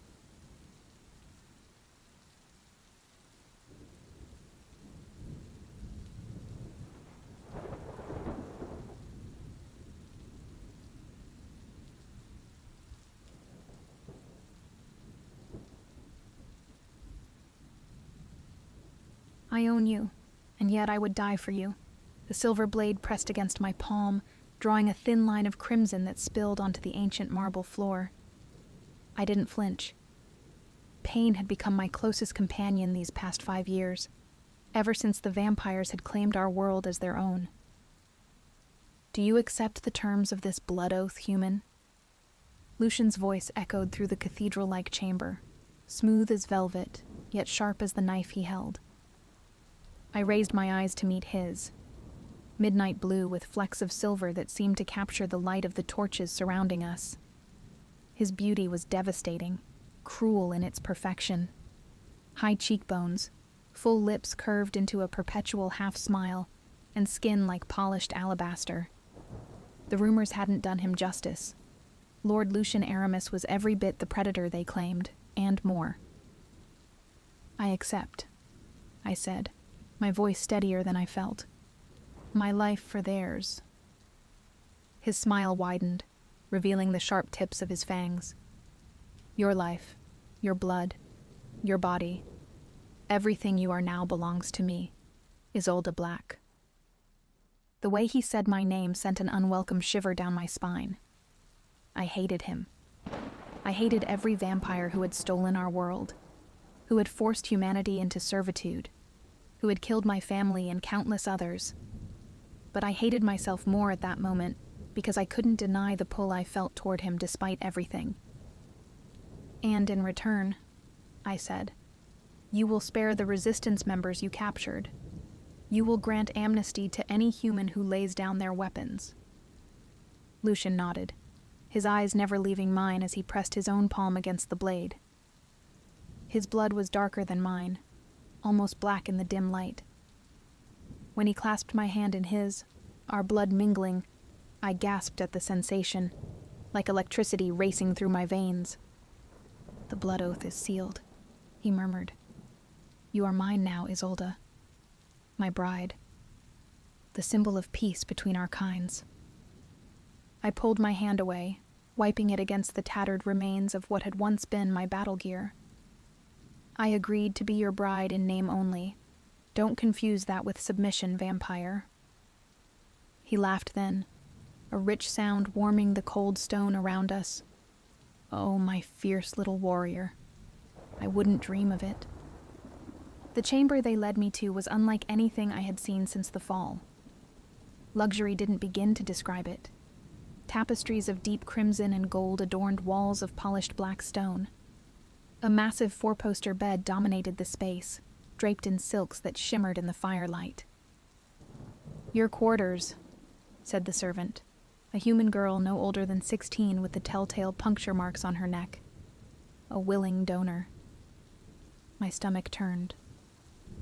I'm to be kept in a gilded cage, then. She bowed her head. Lord Lucian thought you would be more comfortable here than in the cells below. How considerate of him, I muttered, running my fingers over the silken bedspread. And where is my husband? The council required his presence. He will join you later. After she left, I spent hours examining every inch of the room, searching for weaknesses, escape routes, anything I could use. The windows, tall, arched things of stained glass, were sealed with magic that repelled me like an invisible wall. The door was heavy oak, reinforced with iron bands, and locked from the outside. I was trapped. Properly, thoroughly trapped. Exhaustion eventually won out over my determination. I sank onto the edge of the bed, allowing myself a moment of weakness as tears threatened to spill. I had led the resistance for 5 years. I had watched friends die, had killed vampires with my own hands, and had survived on hope alone when food and supplies ran scarce. And now I had traded my freedom to save the lives of my people. Had I made the right choice? Or had I just damned us all by aligning myself with the enemy? The door swung open without warning, and Lucian stood framed in the doorway. He had changed from the ceremonial black robes into something more casual, if you could call a silk shirt that probably cost more than most humans earned in a year casual. "You look troubled, bride." He closed the door behind him, the lock clicking into place. I stood, squaring my shoulders. "Don't call me that. It's what you are." He moved toward me with that inhuman grace all vampires possessed, like a liquid shadow. "Would you prefer wife?" "I'd prefer Isolde." He stopped a few feet away, close enough that I could smell him. Sandalwood and something metallic, like blood, but richer. "Very well, Isolde. Are your accommodations suitable?" I laughed bitterly. "For a prisoner?" "They're luxurious." "You're not a prisoner." His eyes darkened. "You're my consort." A pretty word for the same thing. I folded my arms across my chest. "What happens now, Lucian?" "You've made your point to your council. You've bound the resistance leader to you. What more do you want?" He studied me with those unsettling eyes. "Want? I want peace, Isolde, the same as you." Peace through subjugation isn't peace. And peace through the extermination of my kind isn't peace either. Yet that was your goal, wasn't it? He moved to a small table and poured dark red liquid from a crystal decanter. "Your resistance has killed hundreds of vampires. After your kind killed thousands of humans." My nails dug into my palms. "Don't pretend you're the victims here." He handed me a glass. "Wine. Real wine, not blood. I thought you might need it." I took it cautiously, sniffing it before taking a small sip. It was wine. Rich, complex, better than anything I'd tasted since before the fall. "Thank you," I said reluctantly. Lucian poured himself a glass of something else, something darker. The history between our species is complicated. More so than you know. But that's a conversation for another time. He raised his glass. "To new beginnings." I didn't raise mine in return. "To survival." His lips quirked up at one corner. Always the pragmatist. He sipped from his glass, watching me over the rim. "You should rest. Tomorrow we'll be trying for both of us." "Why?" "Because tomorrow I present you to the court as my bride." His expression turned grim. "And not all of my kind are pleased with my choice." Sleep eluded me that night, despite the comfort of the bed, the first real bed I'd slept in for years. When dawn broke, painting the stained glass windows with bars of colored light, I was already awake, sitting by the fire and planning. The blood oath prevented me from directly harming Lucian or plotting against him specifically. I had felt the magic burn through me when we clasped hands. But it said nothing about gathering information, learning the layout of this fortress, finding weaknesses in the vampire hierarchy. I might be bound to Lucian, but my loyalty remained with humanity. A knock at the door preceded the entrance of 3 servant girls, each carrying various items: clothes, jewelry, cosmetics. "Lord Lucian requests your presence at court in 2 hours," said the eldest, a woman perhaps a few years older than my 27. "We're here to help you prepare."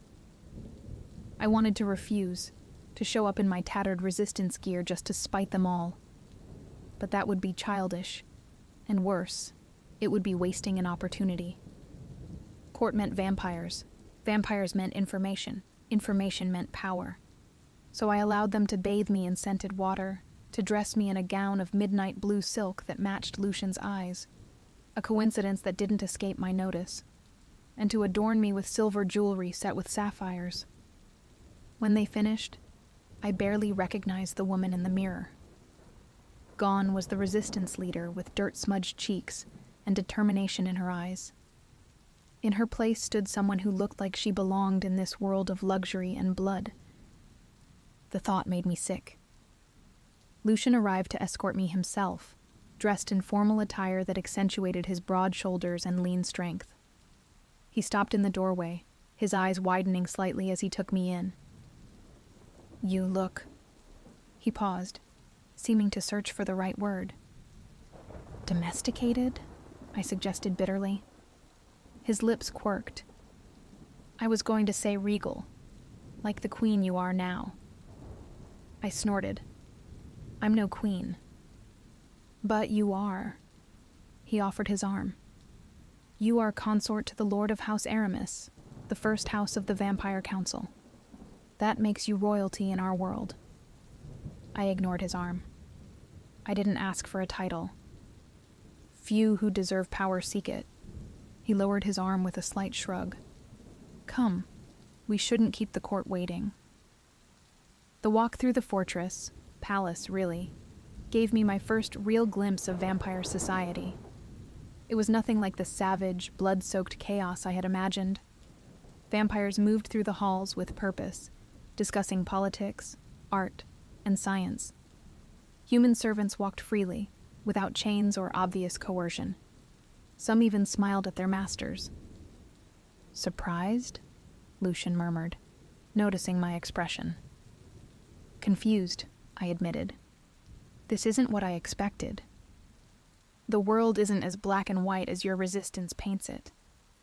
We reached a set of massive double doors, carved with intricate scenes of battle and feasting.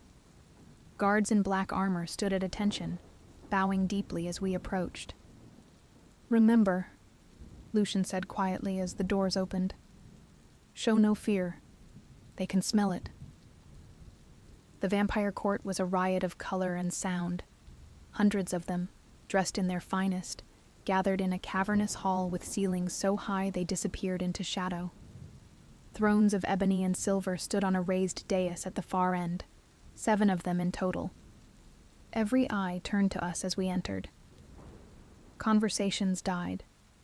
Music faded. The silence was absolute. And then the whispers began. Human. Resistance leader. Blood oath. Abomination. Lucian's hand found the small of my back, not guiding but supporting.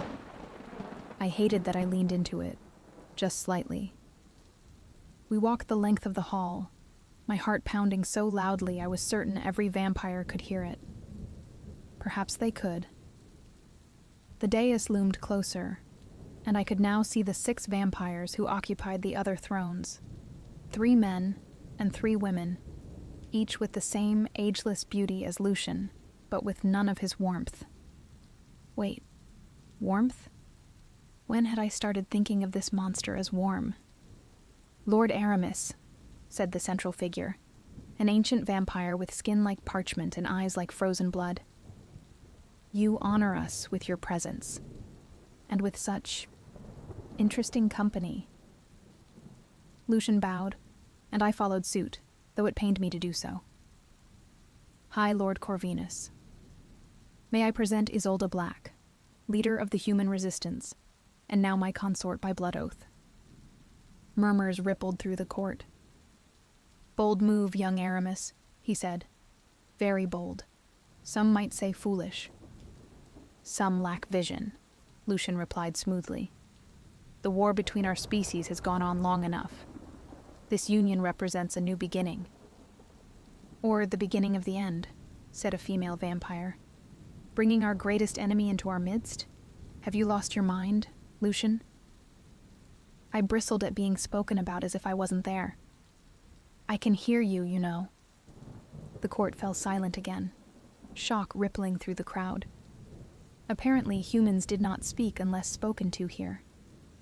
The female vampire's eyes blazed with anger.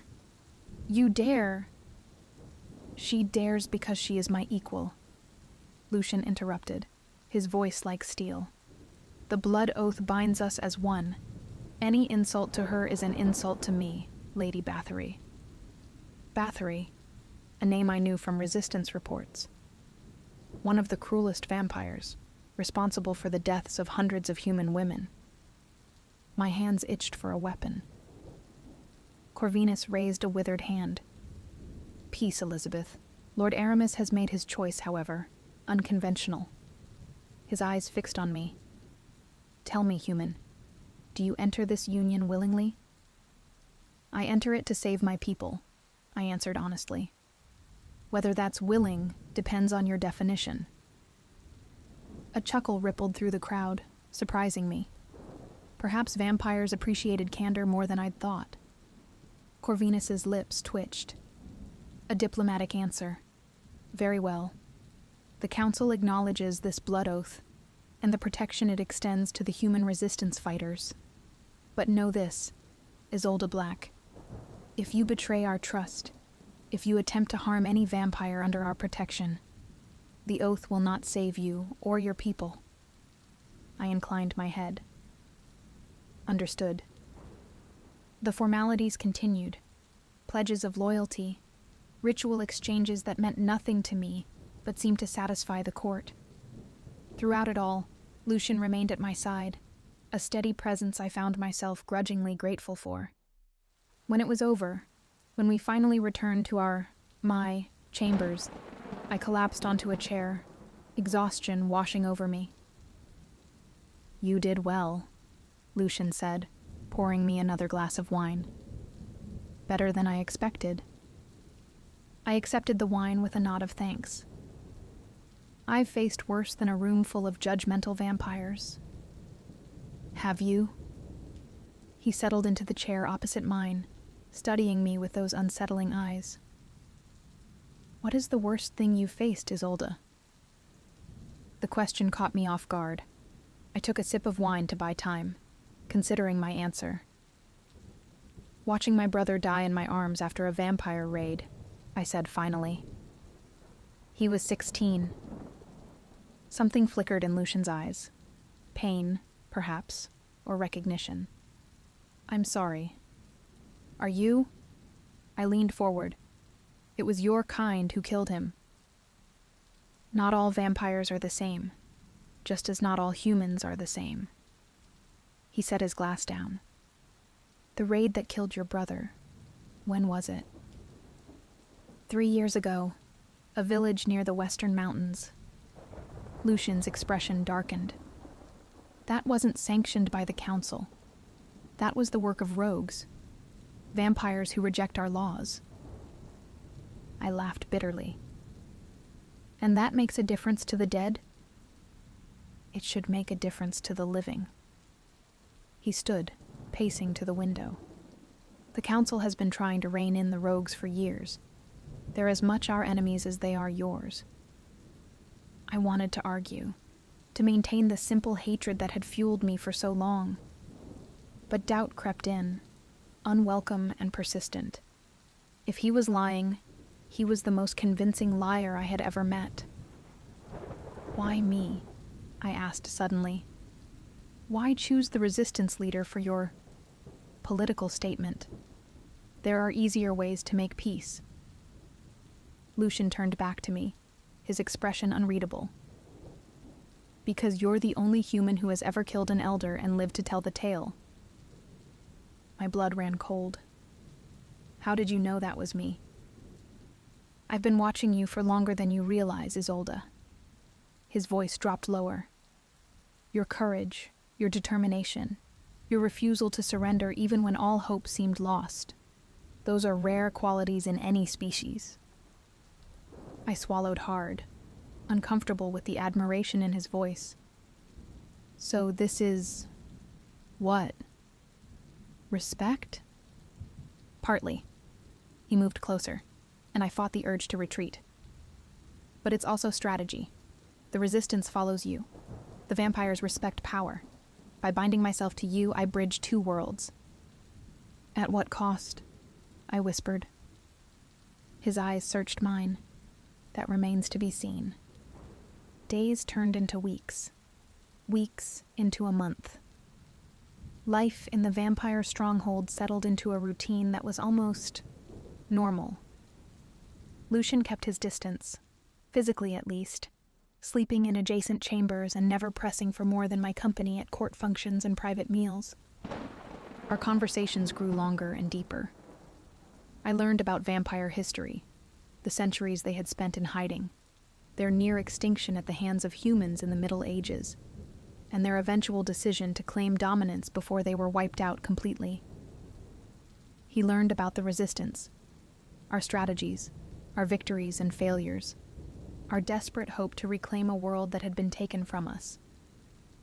And somewhere along the way, the lines began to blur. I found myself looking forward to our evening discussions, to his dry wit and surprising insights. I caught myself watching him when he thought I wasn't looking, admiring the grace with which he moved, the intelligence in his eyes. It was dangerous, this softening.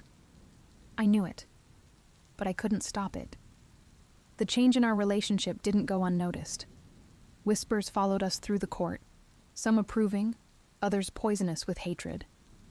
Lady Bathory in particular watched me with murder in her eyes, and I made sure never to turn my back on her.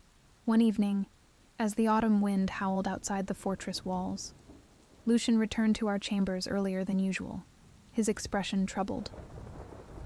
"What's wrong?" I asked, setting aside the book I'd been reading, a history of vampire-human relations that contradicted everything I'd believed. He poured himself a glass of blood without answering immediately.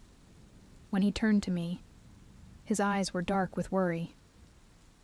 "There's been an attack on a human settlement near the eastern border. 30 dead, including children." My heart clenched. Vampires? Yes, rogues, led by a former lieutenant of mine. He drained his glass in one swallow. They left a message, for me. What did it say? Blood cannot be diluted without weakening the strain. His jaw tightened. It's me they're targeting. My decision to align with you, with humanity. I stood, moving to his side without thinking. "This isn't your fault." "Isn't it?" He set the glass down with enough force to crack it. "I knew there would be opposition. I didn't think they would go this far. Then we fight back." I said it without hesitation, surprising myself. "We find these rogues and we stop them." Lucian looked at me, really looked at me, with an intensity that made my breath catch. "We?" I hesitated only a moment. "Yes, we. Your enemies are killing my people. That makes them my enemies too." Something shifted between us in that moment. An acknowledgement of shared purpose, of alliance beyond the forced terms of our blood oath. "I'm sending a hunting party at dawn," he said.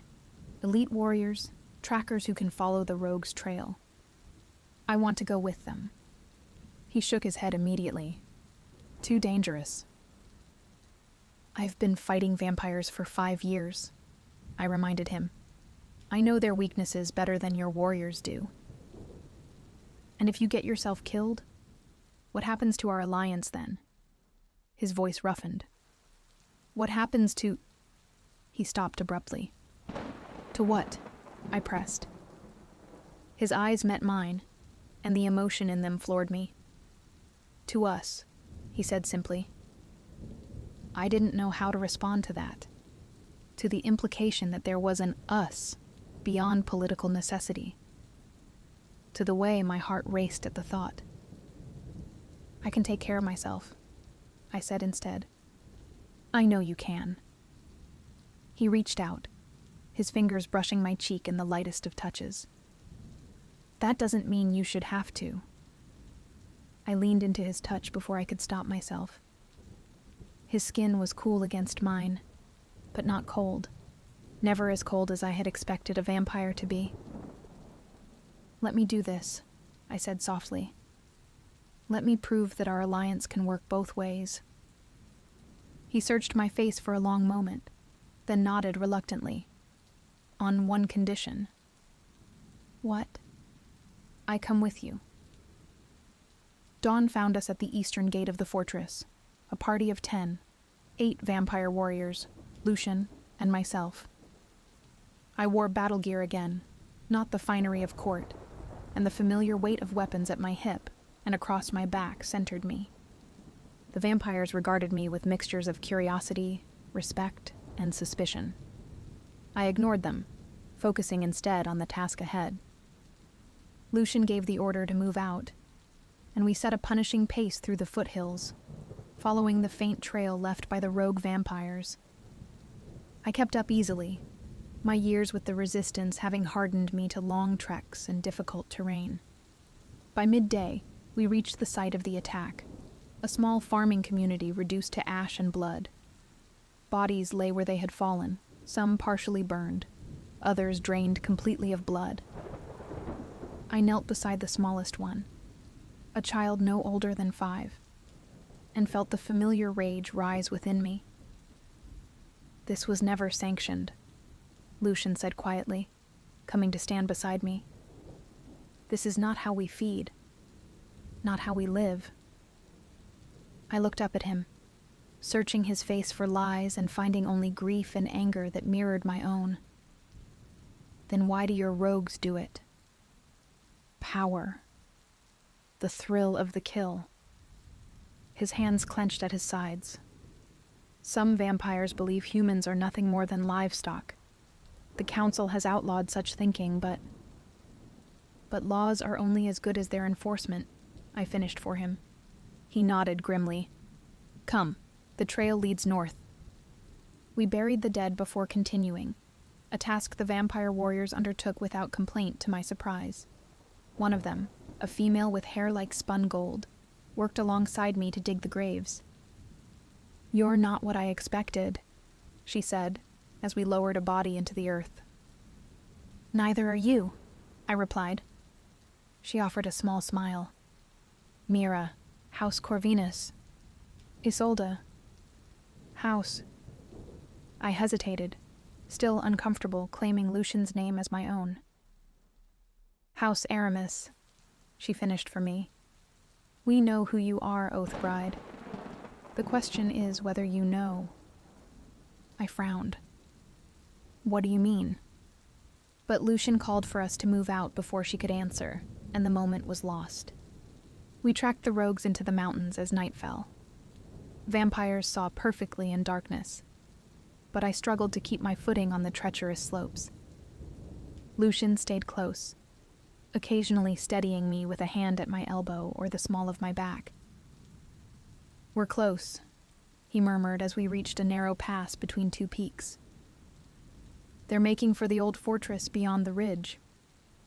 I nodded, tightening my grip on my weapons, a silver-edged sword and a crossbow loaded with wooden bolts. Standard resistance issue for vampire hunting. Lucian eyed them with a raised brow. Planning to use those on me if I turn on you? Would they work? I countered. His lips quirked. Probably not. I'm older than I look. How old is that, exactly? Old enough to remember when humans feared the dark for good reason. Before I could press for a more specific answer, Mira returned from her scouting position ahead. My lord, they've set up defenses around the fortress. At least 20 rogues, maybe more. Lucian frowned. More than we anticipated. We should return for reinforcements, suggested one of the other warriors, a giant of a vampire with scars crisscrossing his face. No time, I said. They'll be gone by then, or they'll attack another settlement. What do you suggest, then? Lucian asked me, surprising the others with his deference to a human. I considered the problem. A diversion. Something to draw them out while a smaller team infiltrates the fortress. And what would make a suitable diversion? Mira asked. I smiled grimly. Me. The plan was simple but dangerous. I would approach the fortress alone, posing as a lost human traveler. The rogues, unable to resist fresh blood, would pursue me into the narrow pass where Lucian and the others would ambush them. Meanwhile, Mira and 2 others would circle to the fortress's rear entrance. "This is madness," Lucian growled as I prepared to descend from our hidden position. "They'll tear you apart before you reach the pass." "I've outrun vampires before." I checked my weapons one last time. "Besides, I thought you said I was special." His eyes flashed with something fierce and possessive.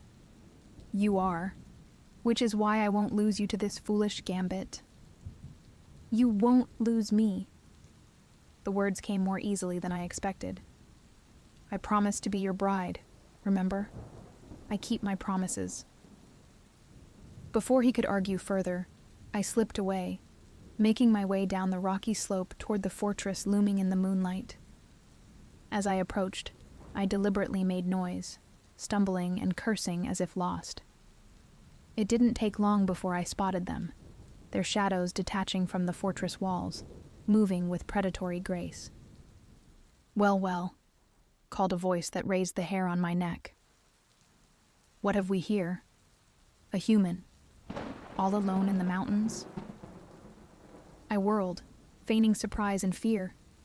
The vampire who had spoken stepped into the moonlight, tall, gaunt, with eyes like burning coals. Behind him, others emerged from the darkness. "Please," I begged, backing away. "I'm lost. My caravan was attacked. I'm just trying to find the main road." The leader laughed. "Oh, you found something much more interesting than a road, little human."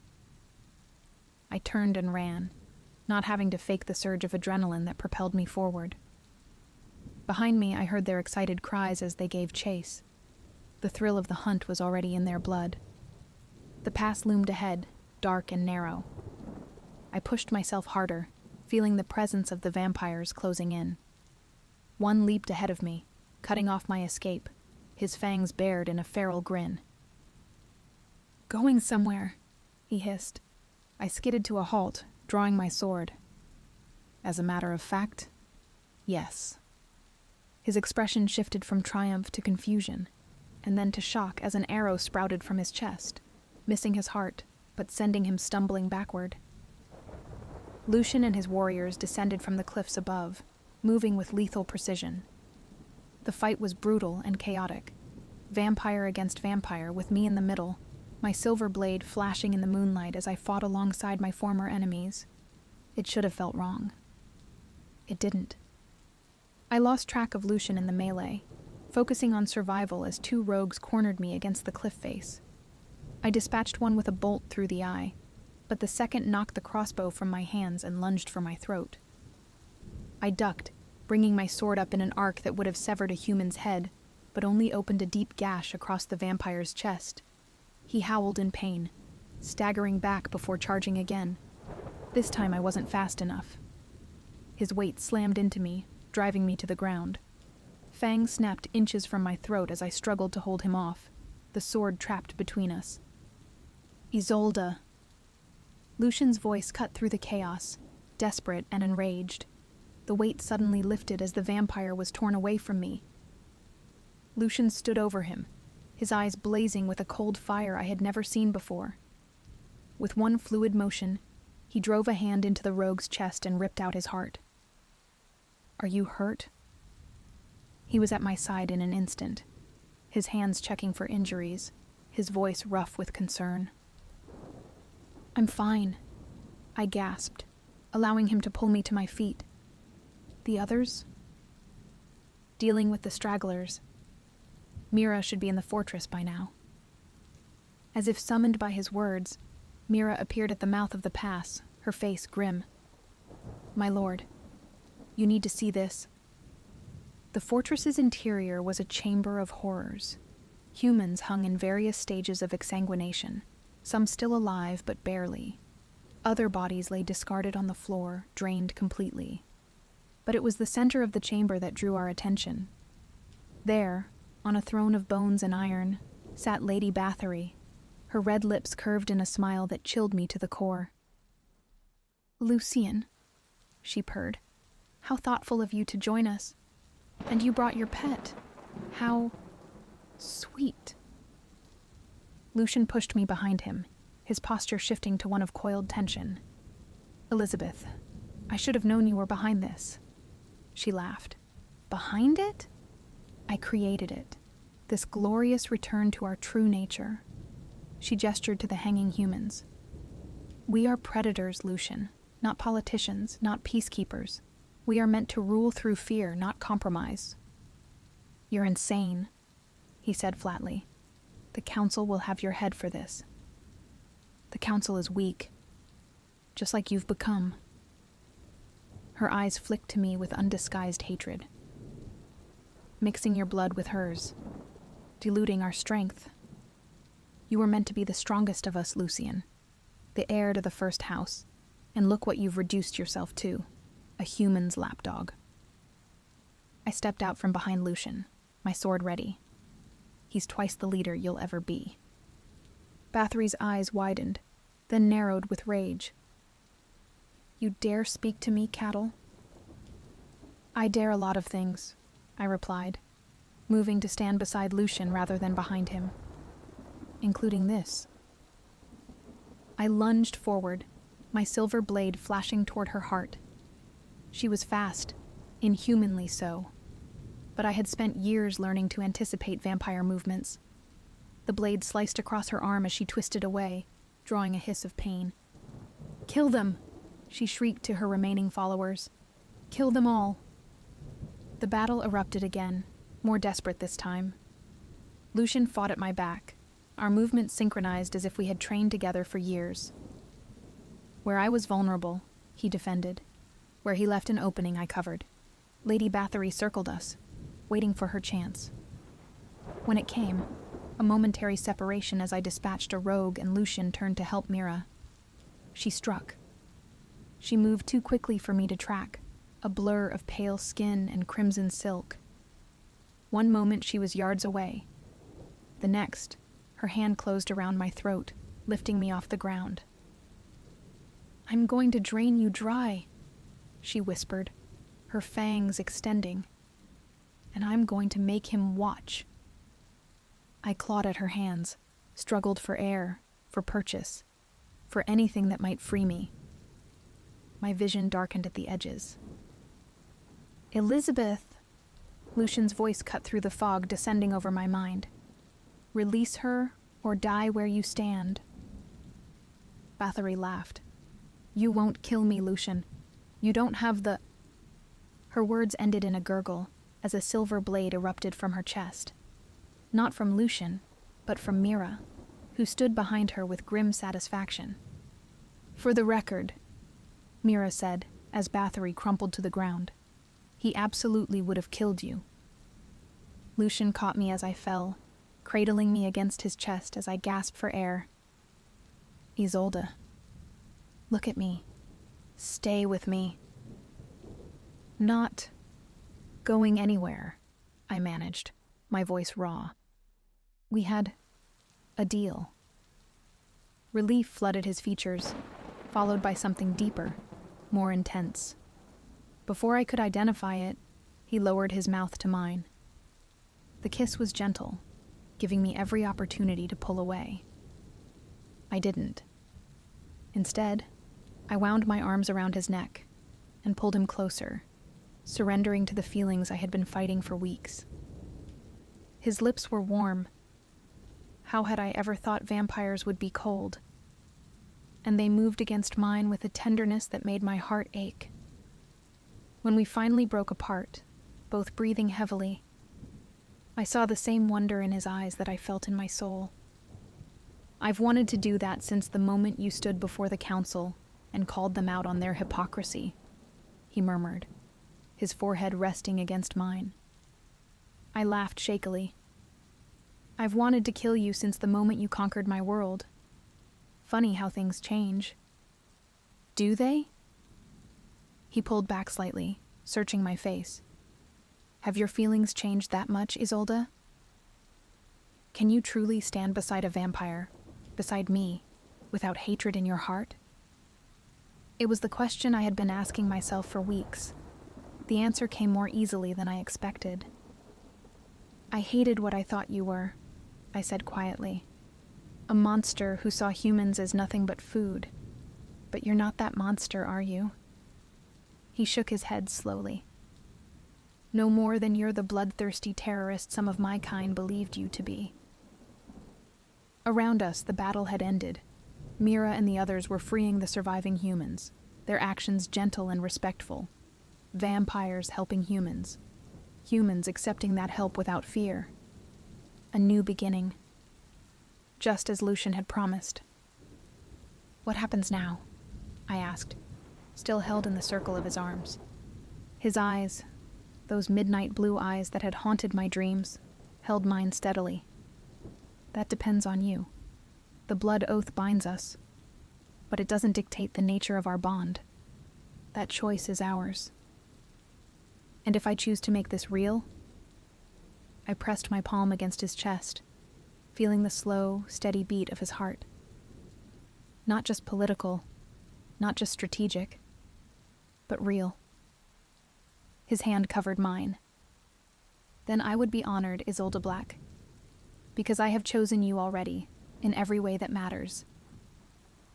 In that moment, surrounded by the aftermath of violence but filled with the promise of peace, I made my choice. "I choose you," I whispered against his lips. "Not because of an oath or political necessity, but because of who you are."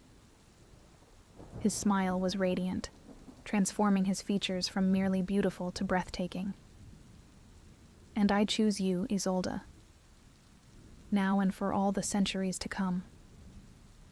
3 months later, I stood on the balcony of what was now truly our chambers, watching the sun set over the mountains. Winter had come, blanketing the landscape in pristine white that glittered like diamonds in the fading light. Strong arms encircled my waist from behind, and I leaned back against Lucian with a contented sigh. "What are you thinking about?" he murmured, his lips brushing the sensitive spot just below my ear. "Everything that's changed." I turned in his embrace, looping my arms around his neck. 3 months ago, I would have died rather than stand in a vampire's arms. And now... His eyes glinted with mischief and desire. Now I can't imagine being anywhere else. It wasn't an easy path we had chosen. The integration of our two societies faced resistance from both sides. Humans who couldn't forget their losses, and vampires who couldn't surrender their superiority. But slowly, village by village, city by city, we were building something new. The council had been reformed after Bathory's betrayal, with Lucian taking Corvinus's place as High Lord. His first act had been to outlaw blood farms and hunting humans, establishing a system of willing donors who were well compensated and treated with respect. My resistance fighters had become peacekeepers, working alongside vampire warriors to maintain order and protect both species from those who would return to the old ways. And I had become something I never thought possible, a bridge between worlds, respected by vampires and humans alike. The Oath Bride, they called me. The human who tamed the most powerful vampire lord and, in doing so, changed the course of history. "Do you ever regret it?" Lucian asked, his fingers tracing the line of my jaw. "The blood oath. All of this." I shook my head without hesitation. How could I regret finding peace? Finding you? He smiled, but something lingered in his eyes. A question yet unasked. I waited, knowing he would speak when ready. "There's something I haven't told you," he said finally. "Something about the blood oath." I tensed slightly. What about it? It's more than just a political binding. His hands found mine, our fingers intertwining. It's an ancient ritual, rarely used because of its power. When two souls are bound by blood willingly, truly willingly, it creates a connection that transcends ordinary bonds.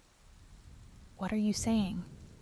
I whispered, though some part of me already knew. "I'm saying that I felt it the moment our blood mingled. The potential. The possibility." His eyes held mine, vulnerable in a way I rarely saw him. "If you desire it, the blood oath can make you like me. Not fully vampire, but no longer fully human either. A hybrid with the strengths of both." I stared at him, momentarily speechless. "You mean immortality?" "A form of it. A life measured in centuries rather than decades." His thumb stroked across my knuckles. "It would mean you wouldn't have to age while I remain the same. It would mean not having to say goodbye." The thought stole my breath. Not death, but its opposite. An eternity with Lucian. An eternity to build the world we had started to create. "How?" I asked, my voice barely audible. "A second ritual, the completion of what we began." His gaze was solemn. "But Isolde, it must be your choice. Freely made, with full understanding of what you'd be giving up." "And what would that be?" "The simplicity of humanity, the certainty of an end." He brushed a strand of hair from my face. "I won't lie to you. It's not an easy existence. There is beauty in mortality that the endless years can dim." I considered his words, the weight of the choice before me, to remain human, to live out my natural life with him, and then leave him to face eternity alone. Or to step into the unknown, to embrace a new form of existence with all its complexities. "I don't need to decide now?" I asked. "No, you have time." He pressed his forehead to mine. "I would wait a lifetime for your answer, Isolde." I smiled, turning my face to capture his lips in a kiss that spoke of promises and possibilities. "You won't have to wait that long. But tonight..." "Tonight?" His voice roughened as my hands slid beneath his shirt, tracing the cool perfection of his skin. "Tonight, let's just be what we are. A vampire and a human who found love when they should have found hatred." I pulled him closer, reveling in the way his body responded to mine. "Show me what forever could feel like." His answer was a kiss that burned through me like wildfire, consuming everything but the certainty that I had found my place in the world. Not as a resistance fighter, not as a political pawn, but as a woman who had dared to love her enemy and, in doing so, had changed the fate of 2 species. As Lucian carried me to our bed, his eyes darkening with desire and tenderness, I knew that whatever choice I made about immortality, I had already claimed a kind of eternity in his arms. "I own you," he whispered against my skin, echoing the words of our first meeting. "And yet, I would die for you." I pulled him down to me, my heart overflowing with a love I had never thought possible. "And I you," I breathed. "In this life and whatever comes after." The blood oath that had begun as chains had become wings, lifting us beyond the limitations of our separate worlds into something new, something revolutionary. Not subjugation, not submission, but unity, born of choice and sealed with love.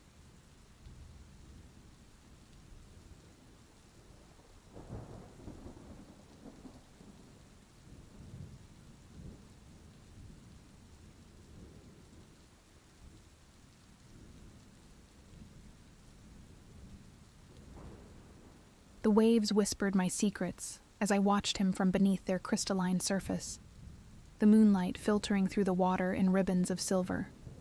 I had ruled these waters for centuries, commanding currents and calming storms with mere thoughts, my magic flowing through the seas like liquid starlight. But now, watching Captain Evander stand at the helm of his ship, his dark hair tousled by the salty breeze, and his strong hands gripping the wheel, I felt powerless for the first time in my immortal life. His fingers danced across the strings of a battered lute, weathered by sea spray but still singing true.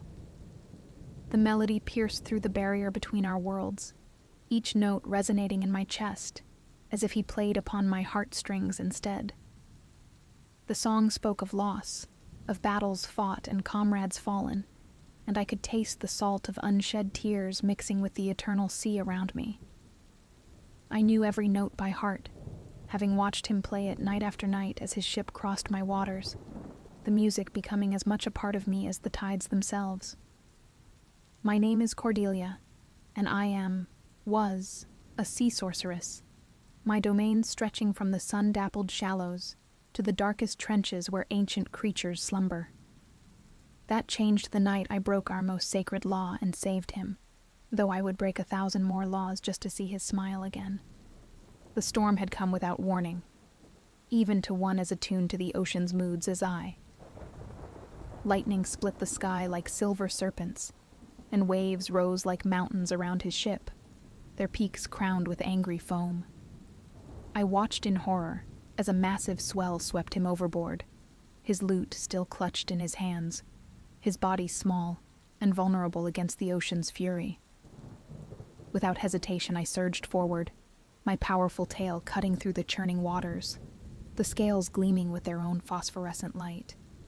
His eyes met mine as I wrapped my arms around him, his eyes the color of storm clouds, wide with wonder rather than fear. Their depths held such pain, such loneliness, that I felt it echo in my own immortal heart.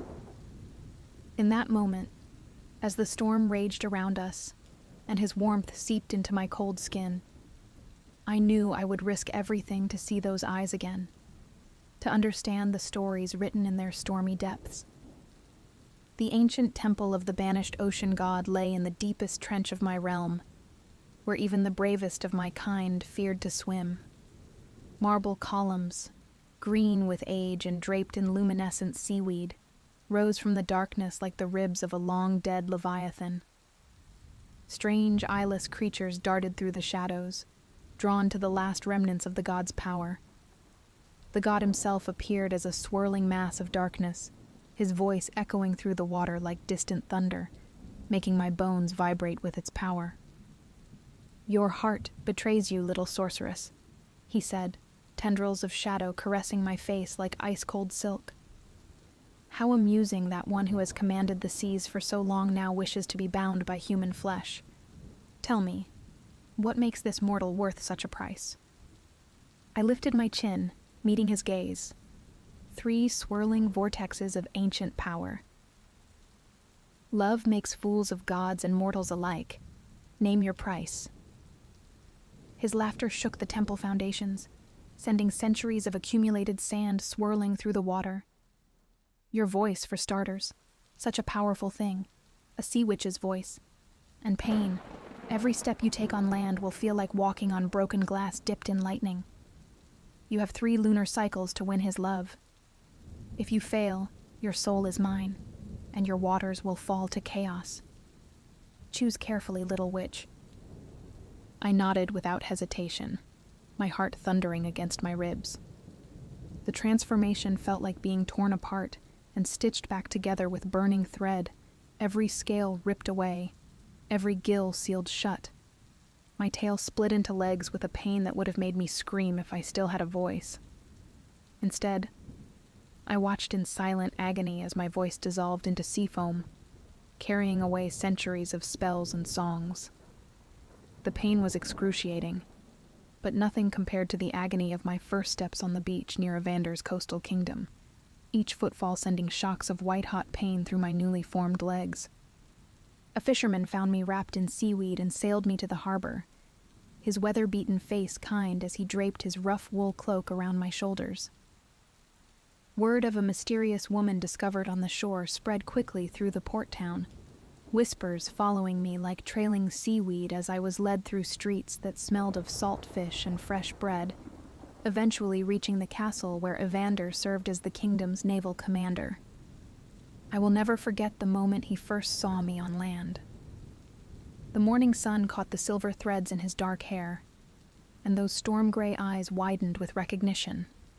Not of who I truly was, but of something familiar he couldn't quite place. something that called to him as surely as the sea itself. He offered me shelter in the castle, moved perhaps by the same inexplicable pull that had drawn me to him, his calloused hand gentle as he helped me up the stone steps. Each day brought new challenges and discoveries. The pain of walking was constant, like treading on shattered stars, but I learned to dance through it, expressing through movement what I could not say in words. I watched Evander closely, learning the weight he carried in the set of his broad shoulders, the shadows that crossed his face when thunder rolled in from the sea. The war had left more than physical scars. He blamed himself for leading his men into an ambush that cost many lives, their ghosts haunting him in the quiet hours before dawn. At night, I would find him on the battlements, playing his lute to the sea as if seeking answers in its endless depths. I began to dance to his music, my feet bleeding in my silk slippers but my heart soaring with each turn. Sometimes, he would watch me with an intensity that made my heart race, as if trying to understand the emotion I poured into every movement.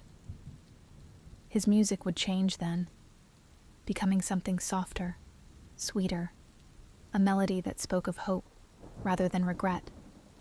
Lady Miranda, a nobleman's daughter with eyes like green glass and a smile that never reached them, watched our growing closeness with venomous intent. She had set her sights on Evander long ago, seeing him as her path to power within the court. Her whispered rumors painted me as a spy, a witch, if only she knew how close to the truth she was. Each word she spoke dripped with honey-coated poison, designed to plant seeds of doubt in Evander's mind. As the second lunar cycle waned, painting the nights with its silver light, Evander began to thaw. He spoke to me of the battle that haunted him, of the weight of command and the price of survival. I listened, offering comfort through touch, a hand on his arm, fingers entwined with his, my thumb tracing the scars that marked his skin. Each contact sent sparks through my body, worth every step of pain, every silent scream, every moment of vulnerability. But Lady Miranda wasn't finished with her schemes. She arranged for letters to be discovered, suggesting I was an agent of an enemy kingdom. Each forged document, a carefully crafted arrow aimed at Evander's heart. He defended me before the court, his voice ringing with conviction, but I saw doubt cloud his eyes like gathering storm clouds. The pain of his uncertainty cut deeper than my cursed feet ever could. The final lunar cycle began with a storm that rivaled the one that had brought us together. Lightning turned night to day, and thunder shook the castle walls like the footsteps of giants. As rain lashed against the windows, Miranda confronted Evander with her most damning evidence. Fabricated documents bearing my real identity, sealed with stolen wax and forged with malicious care. I knew I had to choose before the rising tide of lies drowned what we had built. That night, I took Evander's hand and led him to the shore, each step sending shards of agony through my legs. The waves called to me, singing of home and power and freedom from pain. But as I looked into his storm-gray eyes, now dark with concern and confusion, I knew I would choose this agony 1,000 times over. I pressed his hand to my throat, letting him feel the smooth skin where my voice should have been. Then I drew symbols in the wet sand, telling him everything. What I was, what I had sacrificed, why I couldn't speak. With each revelation, I prepared for rejection, for disgust, for fear. My heart pounded against my ribs like waves against a cliff, threatening to break me apart. Instead, he pulled me close, his arms strong and sure around me, his warmth chasing away the chill of fear. "I hear you," he whispered against my hair, his voice rough with emotion. "I've always heard you. In every dance, every touch, every silent moment, you've been singing to my soul." The kiss that followed felt like breaking through the surface after a deep dive, that first, desperate breath of air. His lips were soft against mine, tasting of salt and something sweeter, something purely him. Love bloomed between us like coral, beautiful and strong and slowly built. His hands cradled my face as if I were something precious, something worth protecting, worth cherishing. His lips found mine again and again, each kiss a different kind of magic than any I had known beneath the waves. The ocean god appeared as the third moon reached its peak, his darkness spreading across the water like spilled ink. "How disappointing," he said, his voice carrying across the waves like an Arctic wind. "I had so looked forward to claiming your soul. The chaos we could have created together would have been magnificent." Evander stepped forward, his lute in hand, and his eyes blazing with determination. "You can't have her," he declared, his voice steady and strong against the god's ancient power. "Bold words from a mortal," the god sneered, his form writhing with shadows. "What could you possibly offer in exchange? What could equal the power she would have brought to my realm?" Evander began to play, not his usual melodies of loss and regret, but something new. A song of love and redemption, of finding light in the darkest depths, of two hearts beating in perfect harmony despite all odds. As the music swelled, I felt power surge through me, ancient and new all at once. My voice returned in a rush, joining his song in perfect harmony, our music weaving together like streams joining a river. The god recoiled as our combined music wove a spell more powerful than any I had cast before. Love, I realized, was its own kind of magic, one that even the oldest gods must respect. It flowed between us like a current, strong and deep and endless, more powerful than any curse or blessing. "Keep your soul," the god spat, his form already fading like mist before the morning sun. "And your voice. But the pain remains, a reminder of your choice, of what you gave up for this mortal love." I turned to Evander, touching his face, memorizing every line and plane by touch. "Every step is worth it," I said, speaking to him for the first time, my voice rough from disuse but full of love. "Every moment of pain brings me closer to you. I would walk through fire just to see you smile." He kissed me again, and I tasted salt. Whether from tears or sea spray, I couldn't tell. "Then let me carry you," he whispered, lifting me into his arms as if I weighed nothing at all, as if he would gladly bear any burden to ease my pain. "Let me be your shelter, as you have been my light." That night, as we lay together watching the stars wheel overhead, I understood that true love isn't about sacrifice. It's about choice. Every day, I choose him. Every step, every pain, every moment of vulnerability is a choice I make gladly.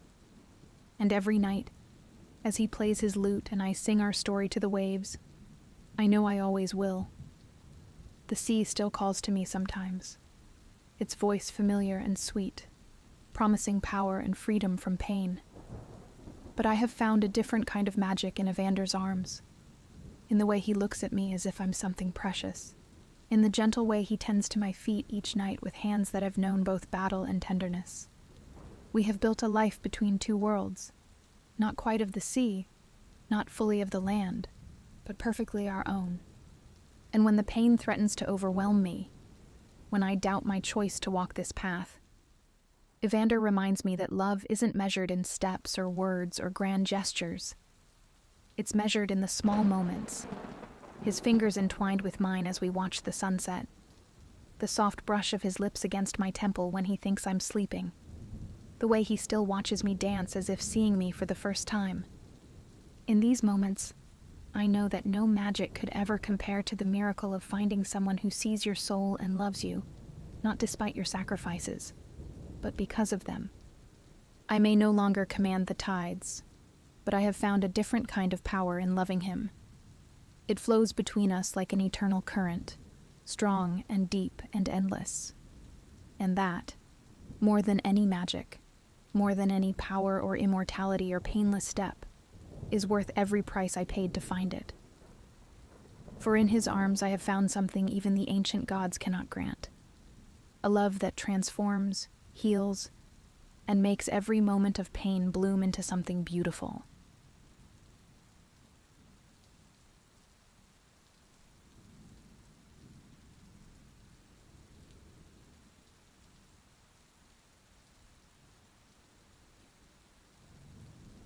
The salt-laden wind caressed my face as I stood at the water's edge, my calloused hands working methodically to repair the fishing nets my father and I used to sustain our living.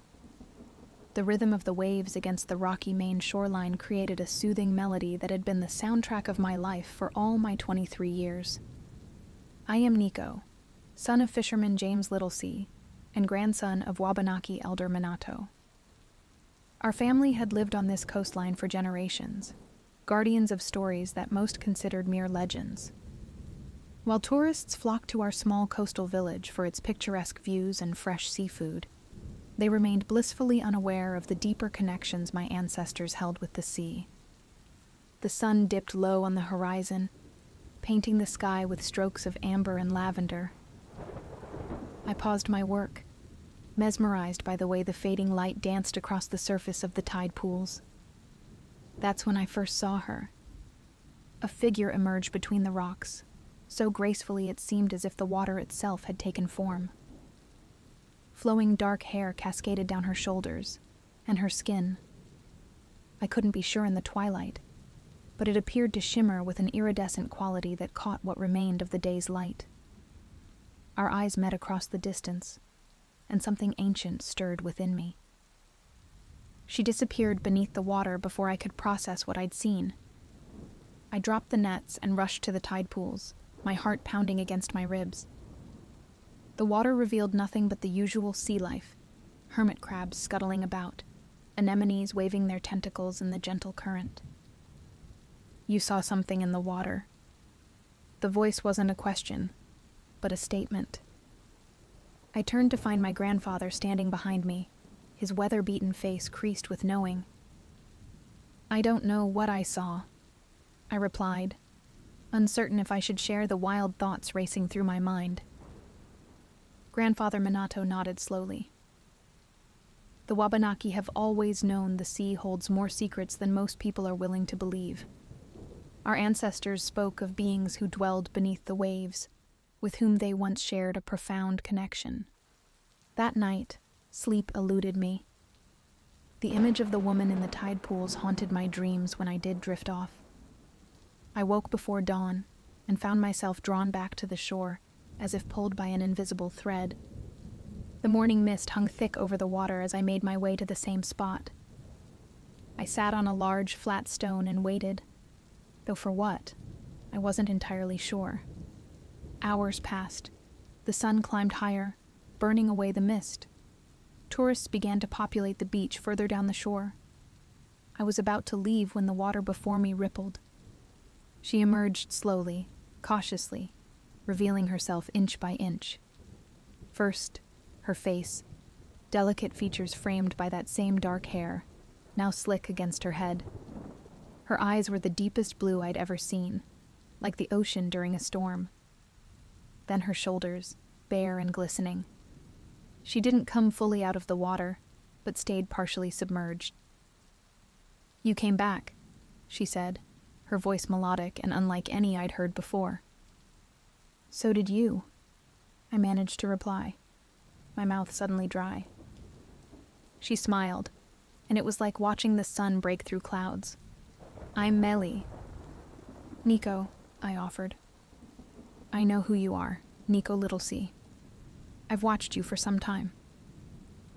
The revelation should have unsettled me, but instead, I felt a strange sense of comfort. "What are you?" I whispered. Melly moved closer, and that's when I saw it. The shimmer of scales below her waist, iridescent blues and greens catching the sunlight as they merged with the water. "Your people once called us the children of Glooscap in the sea," she said. "Your grandfather knows the old stories." "A mermaid," I breathed, the word feeling both foreign and familiar on my tongue. She nodded. though we prefer to be known by our names rather than what we are. For reasons I couldn't explain, I wasn't afraid. Perhaps the blood of my ancestors recognized what my modern mind struggled to accept. "Will you meet me tonight?" she asked. "When the moon is high?" I found myself nodding before I could consider the wisdom of such an arrangement. That evening marked the beginning of what would become the most transformative period of my life. Night after night, I slipped away from the village to meet Meili at our secluded spot along the shore. Sometimes we talked for hours, exchanging stories of our worlds. Other times, we sat in comfortable silence, watching the stars wheel overhead. Meili taught me about life beneath the waves, vast underwater gardens that bloomed in bioluminescent splendor, the ancient cities of her people carved into deep-sea canyons, and the songs they sang that guided whales on their migrations. In return, I shared with her the wonders of human innovation, our art and music, and our capacity for both destruction and compassion. I brought her books, carefully wrapped in waterproof coverings, which she devoured with an insatiable curiosity. As the weeks passed, my feelings for Meili deepened into something I had never experienced before. It transcended physical attraction, though I couldn't deny the way my heart raced when she smiled or when her hand occasionally brushed against mine. There was a connection between us that felt primordial, as if our souls recognized one another from some distant past. "My mother warned me about falling in love with a human," Meili confessed one night, as we sat side by side on the rocks, her tail occasionally flicking droplets of water that caught the moonlight. My breath caught in my throat. "Is that what's happening?" She turned to face me, her eyes reflecting the stars above. "What else would you call this thing between us that defies the natural order?" I couldn't find words to describe it, so instead I reached out and gently took her hand in mine. Her skin was cool and smooth against my palm. We stayed that way for what felt like hours, connected by that simple touch and the unspoken understanding that we had crossed into territory where few had ventured before. Our idyllic summer came to an abrupt end when the weather began to change. The normally predictable Maine climate turned volatile. Storms brewed with increasing frequency, each more severe than the last. "Something isn't right," Meili said one evening, her expression troubled as she gazed out at the darkening horizon. "The sea is restless." My father and the other fishermen had noticed it too. Their conversations at the harbor were filled with concern about changing currents and marine life behaving strangely. The old-timers muttered about signs they hadn't seen since the great storm of '78 that had nearly wiped our village off the map. 3 days later, the sky turned an ominous green-gray. The radio crackled with emergency warnings about a massive storm system barreling up the coast. "It's coming," Grandfather Minato said grimly as we rushed to secure our boat and equipment. "And it's worse than anything I've seen in my lifetime." That night, as evacuation orders were issued and families packed their most precious belongings, I slipped away to our meeting place. The waves were already violent, crashing against the rocks with frightening force. Meili appeared, her normally serene features taut with worry. "You shouldn't be here," she called over the howl of the wind. "It's not safe." "I had to see you," I shouted back. "The village is evacuating inland." She swam closer, fighting against the churning water. "This storm, it's not natural. Something has disturbed the ancient balance between land and sea." A cold dread settled in my stomach. "What do you mean?"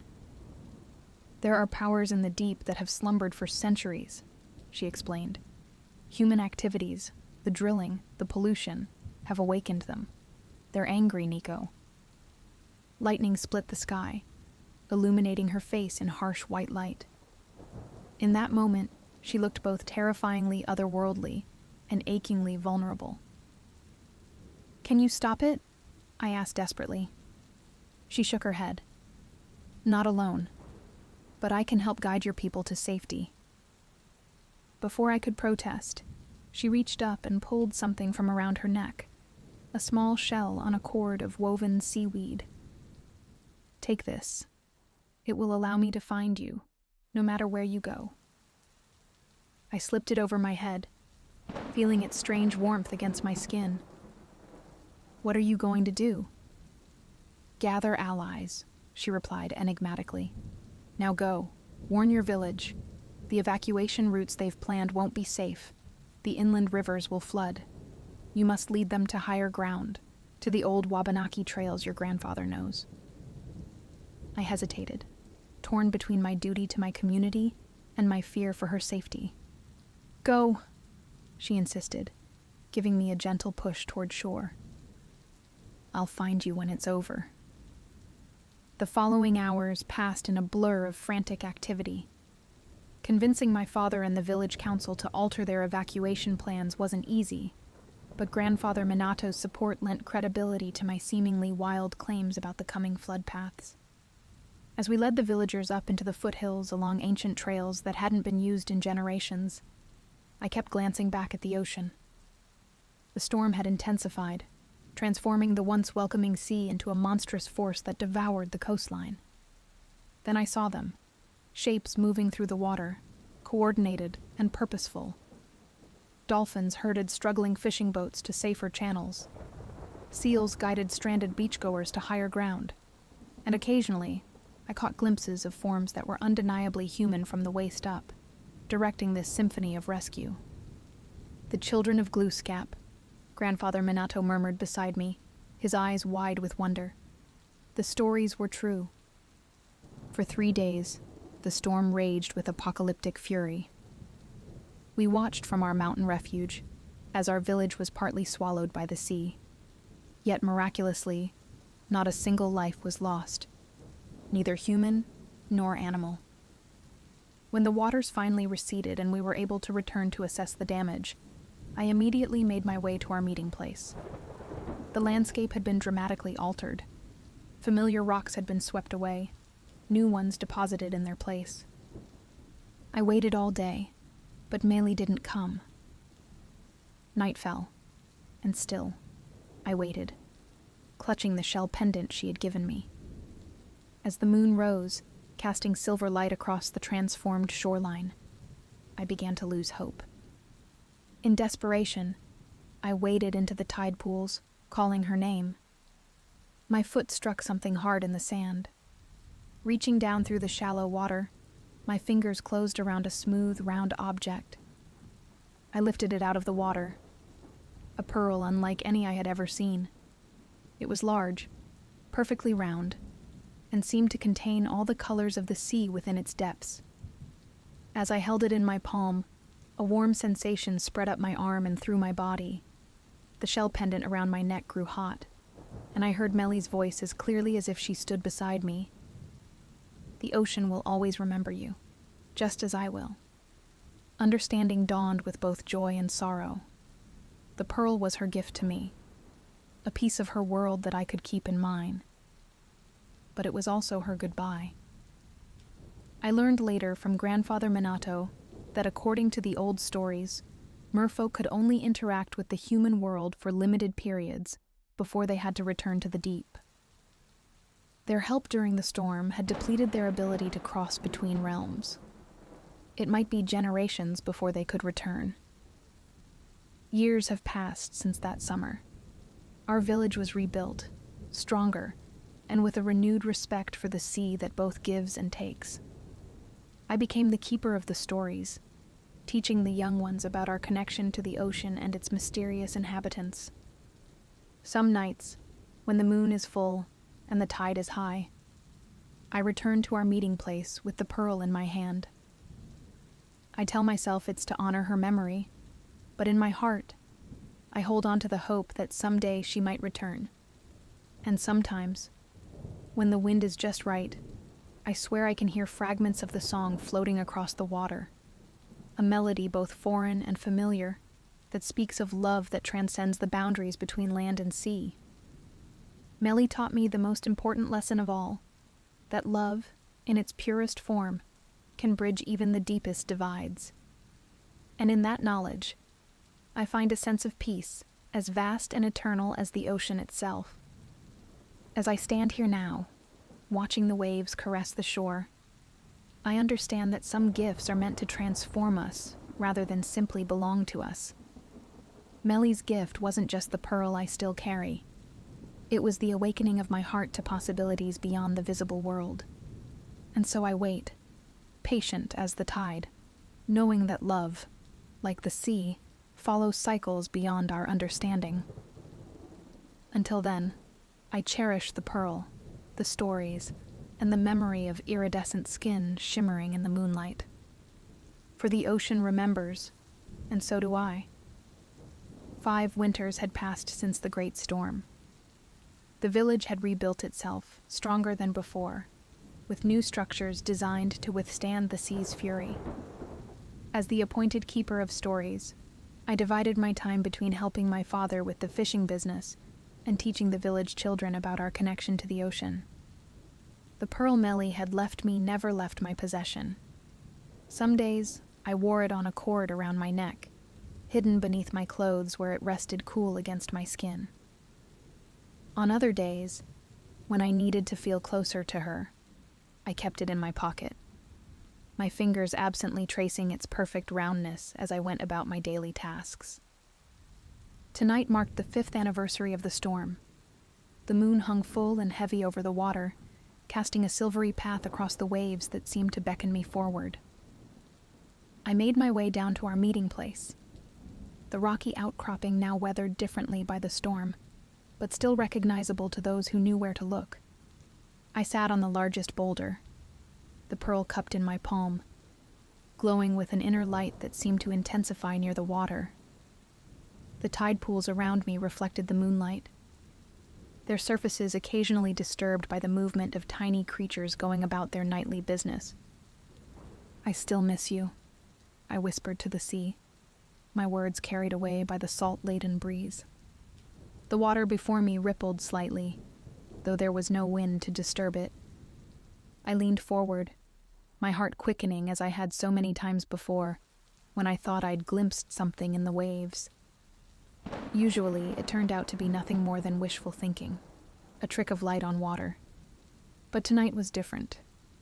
A soft blue glow emanated from beneath the surface, pulsing gently like a heartbeat.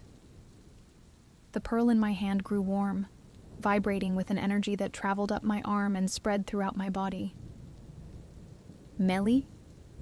Her name escaped my lips as a prayer. The glow intensified, coalescing into a distinct shape. Not the form I remembered, but something else. A small creature that looked like a fusion of seahorse and dragon, no larger than my forearm. It broke the surface, water cascading off its luminescent scales as it regarded me with eyes that held ancient wisdom. "Nico, little sea." The voice wasn't audible, but seemed to form directly in my mind. Keeper of the pearl, guardian of stories. I found myself nodding, unable to form words as I stared at the magical being before me. "I am Lumina, messenger of the deep realms. I come with tidings from she whom you seek." My heart leaped into my throat. "Meili, she's alive?" The creature, Lumina, bobbed in what appeared to be affirmation. "She exists in the eternal waters of the deep realm, where time flows differently than in your world. What has been 5 cycles of seasons for you has been but a moment for her." "Can I see her?" I asked, leaning closer to the water's edge, the pearl clutched tightly in my hand. Lumina's glow dimmed slightly. The boundaries between our worlds remain strong, reinforced after the great healing that followed the storm. But there is a way if you are willing. "Anything," I said without hesitation. "On the night when the moon is newest, when darkness covers the sea completely, bring the pearl to the place where the eastern cliffs meet the deep water. Dive into the sea with the pearl against your heart, and you will find a passage." "A passage to Meili?" "A passage to possibility," Lumina corrected gently.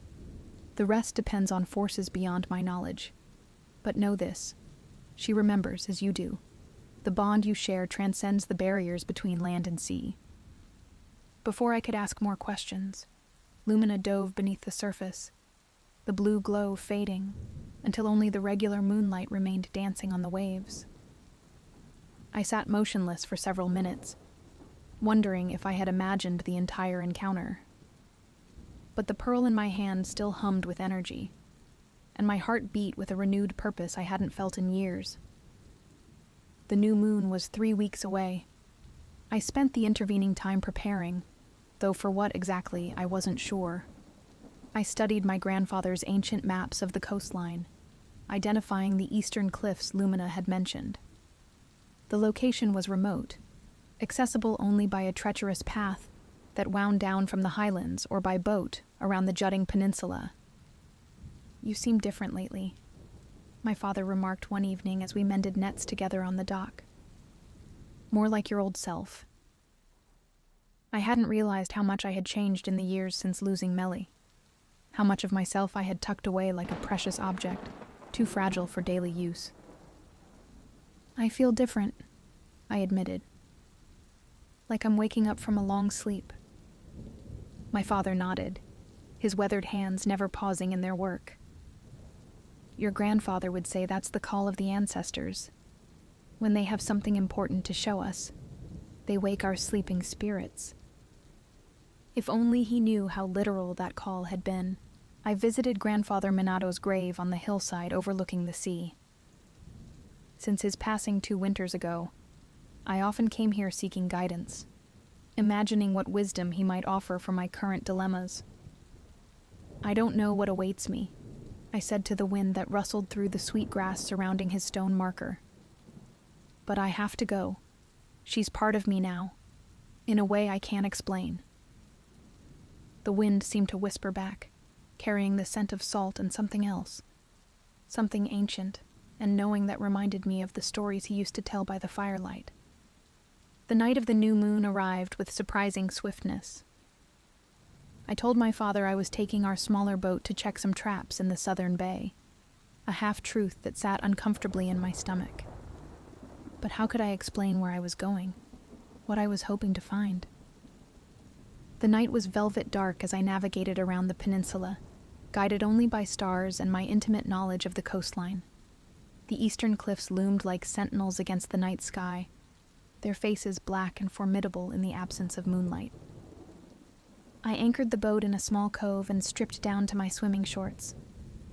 The water would be frigidly cold, but I had grown up swimming in these waters in all seasons. After tying the pearl securely around my neck, I dove into the darkness.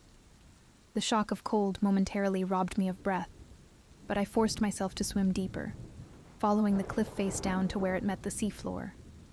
The pearl glowed against my chest, providing just enough light to navigate by. Time seemed to lose meaning as I swam. My lungs burned, but something pushed me onward, deeper than I had ever gone before. Just as my body screamed for air, I saw it. A narrow fissure in the rock face, emanating the same blue light I had seen when Lumina appeared. With the last of my strength, I propelled myself toward the opening. As I passed through the fissure, everything changed. The water around me warmed to a pleasant temperature. The pressure that should have crushed my chest at this depth disappeared. Most surprisingly, I found I could breathe. I drew in a tentative breath, expecting my lungs to fill with seawater.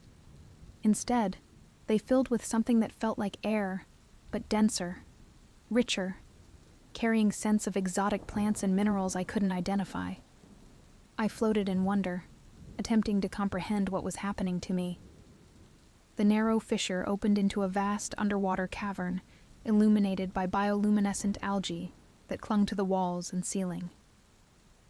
The floor of the cavern sloped upward, eventually breaking the water's surface to form a small beach of glittering sand. I swam toward it, marveling at how easily I moved through the water now. As I emerged onto the beach, I expected to feel the familiar drag of water leaving my clothes, the heaviness of gravity reclaiming me. Instead, I felt light, almost buoyant. as if the boundary between water and air had become permeable somehow. "The pearl adapts you to our realm," a melodic voice explained from behind me. I turned so quickly that I nearly lost my balance.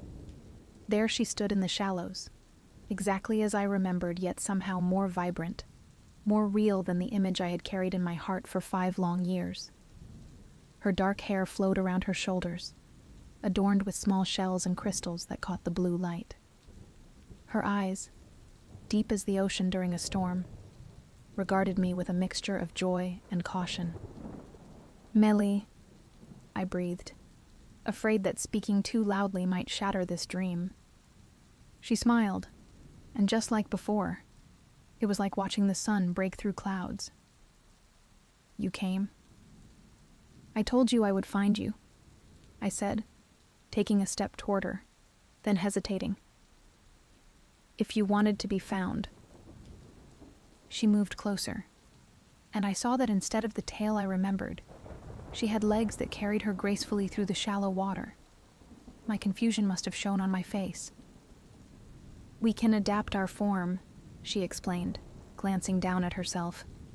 "In this place between realms, such transitions are easier." She reached the shore and stood before me, close enough to touch. "Just as you can now breathe water, I can walk on land, here at least." I reached out slowly, giving her time to pull away if she wished.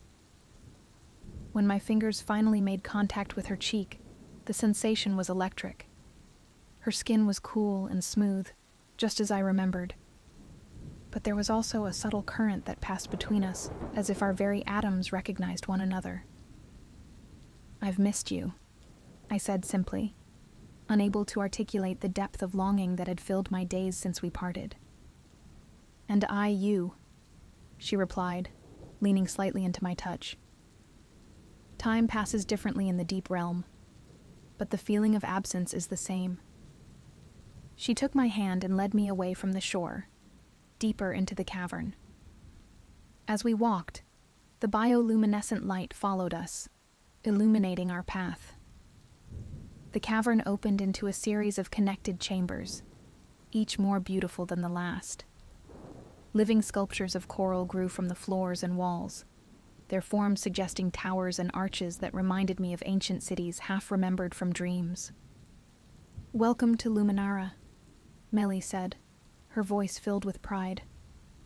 "One of the gateway cities between the surface world and the deep realm. Few humans have ever seen it." "It's incredible," I murmured, taking in the ethereal beauty around us. Small creatures that resembled flying fish with butterfly wings darted through the air, leaving trails of sparkling light. Music drifted from somewhere deeper in the city, notes that seemed to vibrate at a frequency that made my very bones resonate. As we walked through what appeared to be a central plaza, other beings emerged from doorways and alcoves. Some looked similar to Meili, human from the waist up with iridescent tails instead of legs. Others were more alien, beings with multiple limbs or translucent skin that revealed the flow of colorful fluids beneath. They regarded me with curiosity rather than hostility, some nodding and greeting, others maintaining a respectful distance. "They know who you are," Melly explained. "The human who helped save his village during the Great Storm? The one who carries the pearl of memory?" "I didn't do anything special," I protested. "You and your people saved us." Melly squeezed my hand. "You trusted the unbelievable. You convinced your people to take a path they would have otherwise rejected. That kind of bridge building between our worlds is rare and precious." We came to a small dwelling carved into the living coral. Inside, it was surprisingly cozy, furnished with items that appeared to be crafted from various sea materials. Chairs made from shaped coral, surfaces of polished mother-of-pearl, soft cushions that might have been fashioned from some kind of sea vegetation. "My home," Melly said with a hint of shyness. "At least while I'm in Luminara." "It's beautiful," I said, noticing small details that spoke volumes about her. Shelves lined with objects she must have collected, patterns carved into the walls that reminded me of the stories she used to tell me about her people's history. "Nico," she said, her expression growing serious. "There are things you need to know about why I've brought you here." She gestured for me to sit on one of the coral chairs, which was unexpectedly comfortable. Settling herself across from me, she took a deep breath. "The balance between our worlds is failing," she began. "The great storm was just the beginning, a warning of what might come if the ancient accords between land and sea continue to erode." "What accords?" I asked, leaning forward. "Long ago, your ancestors and mine made promises to one another. The humans would respect the sea and its inhabitants, taking only what they needed and protecting the waters from harm. In return, my people would guard the coasts from the worst of the sea's fury and ensure the waters remained bountiful. I thought of my fishing village, of how we'd always had successful seasons, even when neighboring communities struggled. How our storms, while fierce, rarely took lives. I had attributed it to luck and the wisdom of our elders in reading weather patterns. Now I understood there had been more at work. "These promises have been forgotten by most humans," Melly continued. "The seas suffer from their neglect and exploitation. The deep powers that awakened during the storm have not returned to their slumber. They stir, growing more restless with each passing season." "And if they fully awaken?" I asked, though I feared I already knew the answer. "The storm that nearly destroyed your village would seem gentle in comparison," she said gravely. "Entire coastlines could be lost, and my people cannot hold back such fury alone." The weight of her words settled over me like a physical thing. "What can I do? I'm just one person." Melly's expression softened. "You're more than that. You're a bridge, Nico. The pearl you carry is proof of that. It responds to you in a way it shouldn't for a human, and you've already shown you can breathe our waters, walk in our realm." She reached out, taking both my hands in hers. "The Council of the Deep Realms believes there might be a way to renew the ancient accords, to remind humans and merfolk alike of the bonds we once shared. But it requires someone who can move between worlds, someone who carries both human wisdom and merfolk magic." "Me," I said, the realization dawning slowly. "Us," she corrected, her eyes searching mine. "Together, if you're willing." The proposition hung between us, monumental in its implications. I thought of my father, of our village, of the life I had built there. Could I leave it all behind? As if reading my thoughts, Melly squeezed my hands. "I'm not asking you to abandon your world, Nico. I'm asking you to help bridge it with mine." I looked down at our intertwined fingers, her skin with its subtle sheen, mine tanned and calloused from years of working with nets and ropes. Different, yet somehow perfectly fitted together. "How would it work?" I finally asked. Relief flooded her features. "The pearl you carry is one of 7 ancient artifacts created when the original accords were struck. Together, they form a key that can open permanent pathways between our realms, stable passages that would allow regular contact and collaboration." "And the other 6? "3 are held by the Deep Council. 2 were lost during the age of human expansion and warfare, hidden away for safekeeping. And 1..." She hesitated. "1 is said to be guarded by the Wabanaki people. Your people." My mind raced back to the stories my grandfather had told me, of sacred objects passed down through generations. Could one of them be what Melly described? "The shell necklace," I murmured, remembering an ornate creation of wampum and carved shells that had been buried with my grandfather. He always said it was more than just decoration, that it helped our people speak with the spirits of the sea. Melly nodded eagerly. That could be it. We would need to retrieve it, along with the other missing artifacts. "You're talking about a quest," I said, the enormity of the task beginning to sink in. A journey, she corrected gently. One that would take us to the deepest trenches of the ocean, and perhaps to places in your world I've never seen. And at the end of this journey, if we succeed? Her eyes lit up with hope. The barriers between our worlds would thin, not disappear. Both realms need their separation to maintain their unique magic, but become permeable enough to allow passage for those with the proper permission. Our people could collaborate openly again. The ancient powers would be appeased by the renewal of the accords. She hesitated, then added softly, and we would no longer be separated by the boundaries of water and air. The implication sent a wave of emotion through me so powerful, I had to close my eyes for a moment to steady myself. To be with Melly, not just for stolen moments in hidden realms, but as a regular part of my life. It was more than I had dared to hope for since she disappeared after the storm. "When do we start?" I asked, opening my eyes to find her smiling at me with such tenderness it made my heart ache. "Tomorrow," she said. "Tonight is for remembering." She stood and held out her hand to me. I took it without hesitation and followed her from the dwelling, back through the glowing city to a different chamber I hadn't seen before. This one was smaller and more intimate, with a ceiling that seemed to ripple like the surface of water viewed from below. In the center of the chamber was a pool that glowed with the same blue light I had seen emanating from Lumina. Melly led me to its edge and knelt, indicating I should do the same. "This is the Pool of Echoes," she explained. "It allows us to revisit memories with perfect clarity, to experience them again as if they were happening for the first time." She guided my hand to the surface of the pool, the pearl still hanging from its cord around my neck. As our fingers broke the surface together, the water began to swirl, colors forming and reforming until an image appeared. The two of us sitting side by side on the rocks of the main shoreline. The first night we'd truly spoken, when she'd told me her name.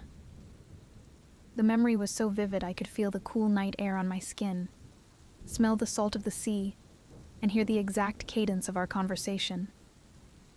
Melly's hand tightened around mine as we both experienced the moment anew. The uncertainty, the wonder, the first stirrings of a connection neither of us had fully understood at the time. The pool shifted, showing us another memory, teaching Melly about human music, her delight when I brought a small waterproof radio to our meeting place and showed her how to tune it to different stations. I watched her face in the memory, the way her eyes widened with each new sound, and how she moved to the rhythm with natural grace. Memory after memory played out on the surface of the pool, some from my perspective, others from hers. I saw myself through her eyes, a figure silhouetted against the sunset, looking out to sea with a longing she recognized because it mirrored her own. I felt her anxiety each time she approached the surface, and her joy when she saw me waiting. Hours seemed to pass as we knelt there, reliving the summer that had changed both our lives. When the final memory faded, our painful goodbye before the storm, I found my cheeks were wet with tears I hadn't realized I was shedding. Mealy reached up and gently brushed them away, her touch achingly tender. "I wanted you to see," she whispered, "to understand that what we shared wasn't just a dream or a legend. It was real as what we feel now." "I never doubted that," I said, covering her hand with mine as it rested against my cheek. "Not for a moment." The air between us seemed to vibrate with unspoken words, with 5 years of longing finally given the chance for expression. I leaned forward slowly, giving her time to pull away if she wished. Instead, she moved to meet me halfway. Our lips met in a kiss that felt like coming home after a long journey. Soft at first, hesitant with the newness of it, then deeper as years of separation melted away. Her skin emanated that subtle current I had noticed earlier, a gentle electricity that heightened every sensation. When we finally pulled apart, both slightly breathless. The world around us seemed to have changed. Colors more vibrant, sounds more clear, as if the kiss had awakened some dormant sense that allowed me to perceive the magic of this place more fully. "I've waited 5 years to do that," I admitted with a small laugh. "I would have waited 50, she replied, her eyes reflecting the blue glow of the pool. "Some bonds transcend time." She stood, pulling me to my feet alongside her. "Come," she said. "There's one more place I want to show you before the night ends." We left the Chamber of Echoes, winding through passages that sloped gently upward. The bioluminescent light grew dimmer as we ascended, replaced gradually by a different kind of illumination that I couldn't immediately identify.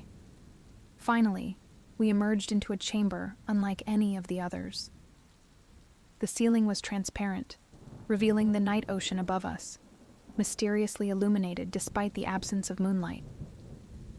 Schools of fish swam overhead, their silver bellies catching the light.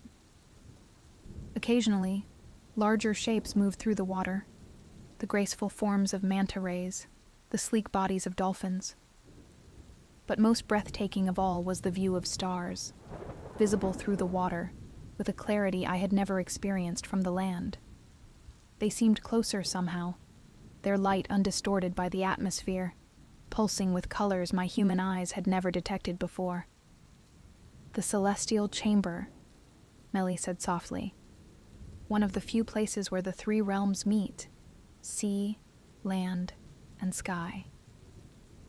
In the center of the chamber was a simple platform of mother of pearl, large enough for 2 people to recline side by side. Mealy led me to it, and we lay down together, gazing up at the underwater night sky. "My people believe that the stars are the souls of those who have loved across boundaries," she murmured, her head resting against my shoulder. "Those who dared to build bridges between worlds that were meant to remain separate." "And what happened to them?" I asked, absently stroking her hair, still marveling at how naturally we fit together despite our different worlds. "They were transformed," she said. "Neither fully of one realm nor the other, but something new entirely. Beings of pure light that could travel between all worlds freely." I thought about the journey ahead of us, the artifacts we needed to find, the ancient accords we hoped to renew. "Do you think that's possible? To belong to multiple worlds without losing yourself?" She propped herself up on one elbow, looking down at me with eyes that reflected the starlight filtering through the water above. "I think we're already proving that it is."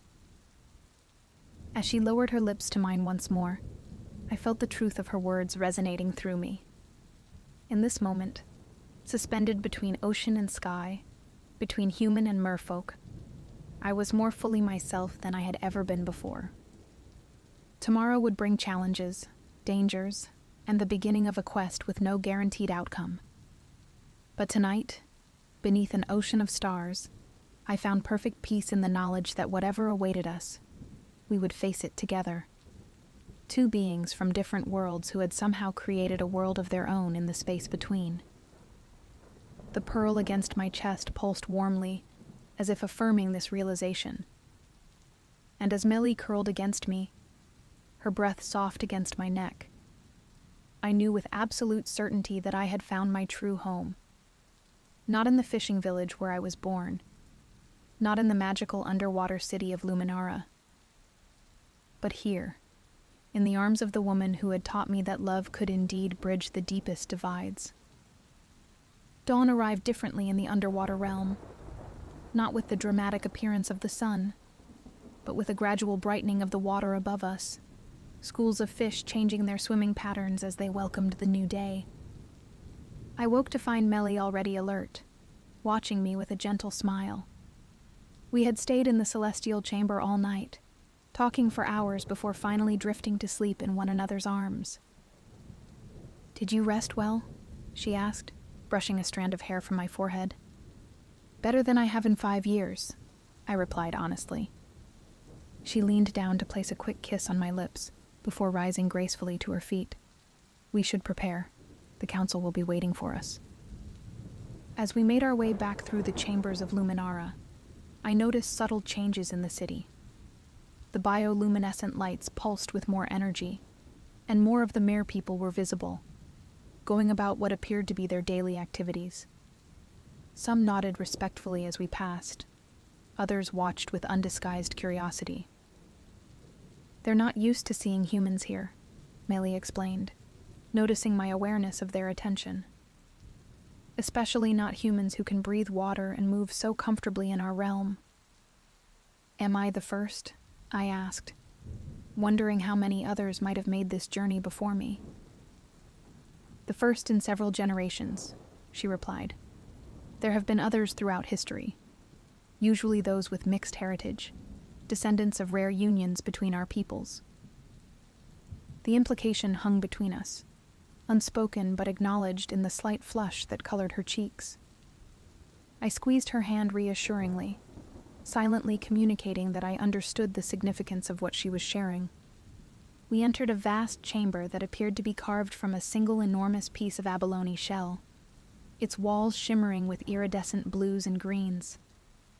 At the center was a circular table formed from coral, around which sat 7 figures of diverse appearance, all clearly merfolk, but with variations that suggested different regions, or perhaps even subspecies. Lumina, the small dragon-like creature who had delivered Meili's message, hovered near the shoulder of an elderly merwoman, whose silver hair was adorned with strands of pearl and coral. Her tail was a magnificent collage of purples and blues, and her bearing suggested authority. "Welcome, Nico Little Sea," she said, her voice carrying the same melodic quality as Meili's, but deeper, more resonant. "I am Elder Nerissa, head of the Council of the Deep Realms." I bowed slightly, instinctively showing respect. "Thank you for allowing me into your world. It is you who honors us with your courage," another council member said.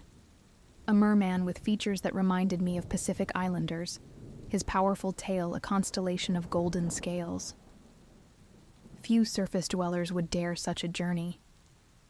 Meili explained the situation, I said, looking around at each of their faces. "If there's anything I can do to help restore the balance between our worlds, I want to try." Elder Nerissa nodded approvingly.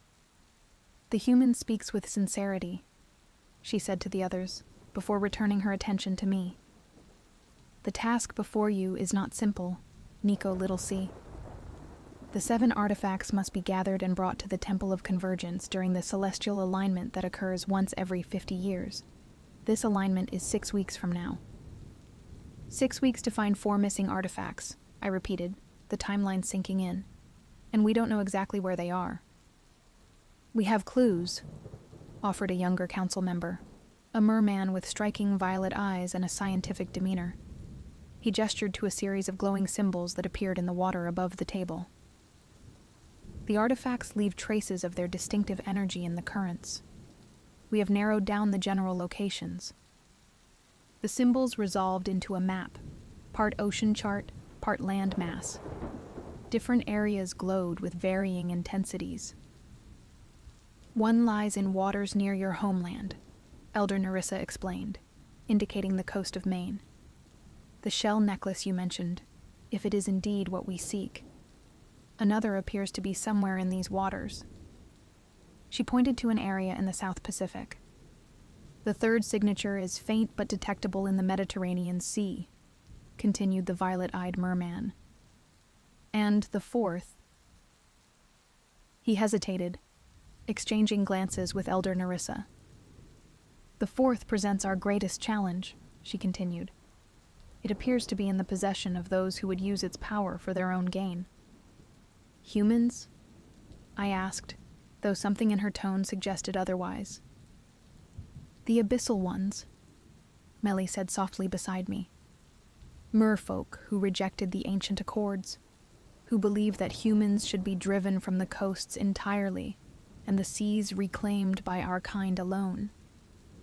I felt a chill despite the comfortable temperature of the chamber. "And they have one of the artifacts?" Elder Nerissa nodded gravely. the obsidian trident, the most powerful of the 7. With it, they can influence ocean currents, stir storms, call to the deep creatures that most surface dwellers believe are mere legends. The recent increase in unexplained maritime disasters, the violet-eyed merman added. Ships lost in calm seas, sudden rogue waves. We believe these are their work, testing the trident's powers. The magnitude of what we faced settled over me like a weight. This wasn't just about finding a way for Melly and me to be together. It was about preventing what could amount to a war between land and sea, with devastating consequences for both realms. Where are they based? I asked, studying the map for any indication. The Abyssal Trench, replied Elder Nerissa, indicating a deep ocean feature far from any coastline. Their stronghold lies at a depth that would crush an ordinary human. Even with the Pearl's protection, approaching would be extremely dangerous. I took a deep breath, centering myself. So we find the other 3 artifacts first, then figure out how to deal with the abyssal ones. Melly's hand found mine, her grip firm and reassuring. We'll need help, she said, addressing the council. Guides for the different ocean territories, information on the exact nature of each artifact. Elder Nerissa inclined her head. You shall have all the assistance we can provide. Lumina will accompany you, serving as both guide and messenger. The small dragon-like creature performed what appeared to be a mid-water bow, her luminescent scales rippling with the movement. And you will need this, the elder continued, removing a bracelet from her wrist. It was crafted from an unfamiliar metal that seemed to shift colors like oil on water. This will allow you to call for aid if you find yourself in peril beyond your ability to manage. She handed it to Melly, who slipped it onto her arm with reverence. We are honored by your trust, Elder. When do we leave? I asked, already mentally preparing for what lay ahead. Today, Elder Nerissa replied. The celestial alignment approaches, and time moves differently between our realms. What might feel like days to you could be weeks in the surface world. The realization hit me hard. My father would be worried if I didn't return soon. I had told him I was checking traps, an absence of hours at most. I need to return to my village first, I said, to explain my absence, to gather what might be useful for our journey. The council members exchanged glances, communicating silently in a way I couldn't interpret. Finally, Elder Nerissa spoke. Melly will accompany you to the surface. With the Pearl's power, she can maintain human form for several hours before needing to return to water. This will be good practice for the journey ahead, as you both learn to navigate one another's realms. Joy surged through me at the thought of showing Melly my world, introducing her to my father, letting her experience the life I had lived in her absence. But nervousness followed quickly. How would my village react to her? Would they accept her, or would they see her as something to fear? As if sensing my concerns, Elder Nerissa added, Wisdom suggests discretion, Nico Littlesea. Not all humans are ready to accept the existence of the merfolk. Choose carefully whom you trust with our secret. I nodded, understanding the weight of responsibility being placed on me.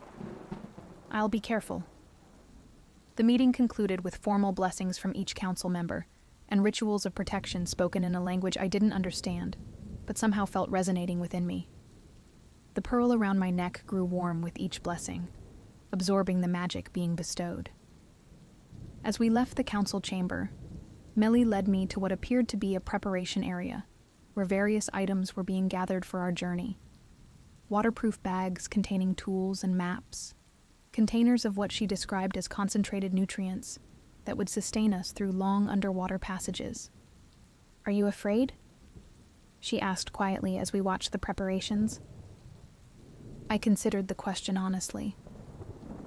Yes, I admitted, but not enough to turn back.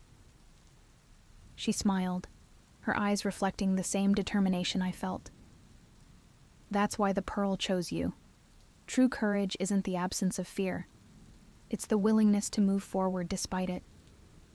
I pulled her close, still marveling at how perfectly she fit against me. As long as we're together, I can face whatever comes. She rested her head against my chest, over my heart. Together, she echoed. Always. The word hung between us like a promise, one that would be tested by the perils ahead, by the barriers between our worlds, by forces that would rather keep us apart. But in that moment, with the currents of magic swirling around us, and the memory of stars seen through ocean water still fresh in my mind, always felt not just possible, but inevitable. And as we prepared to return to the surface world, to begin a quest that would determine the fate of both our peoples, I found myself thinking of something my grandfather once told me. The most powerful magic in all the realms is the magic of a heart that refuses to be limited by the boundaries others have drawn. Looking at Meili, this extraordinary being who had crossed the divide between sea and land to find me again, I knew with absolute certainty that we carried that magic with us, and it would be enough to overcome whatever challenges awaited. For love, like the ocean itself, knows no true boundaries. It simply finds a way to flow where it is meant to be.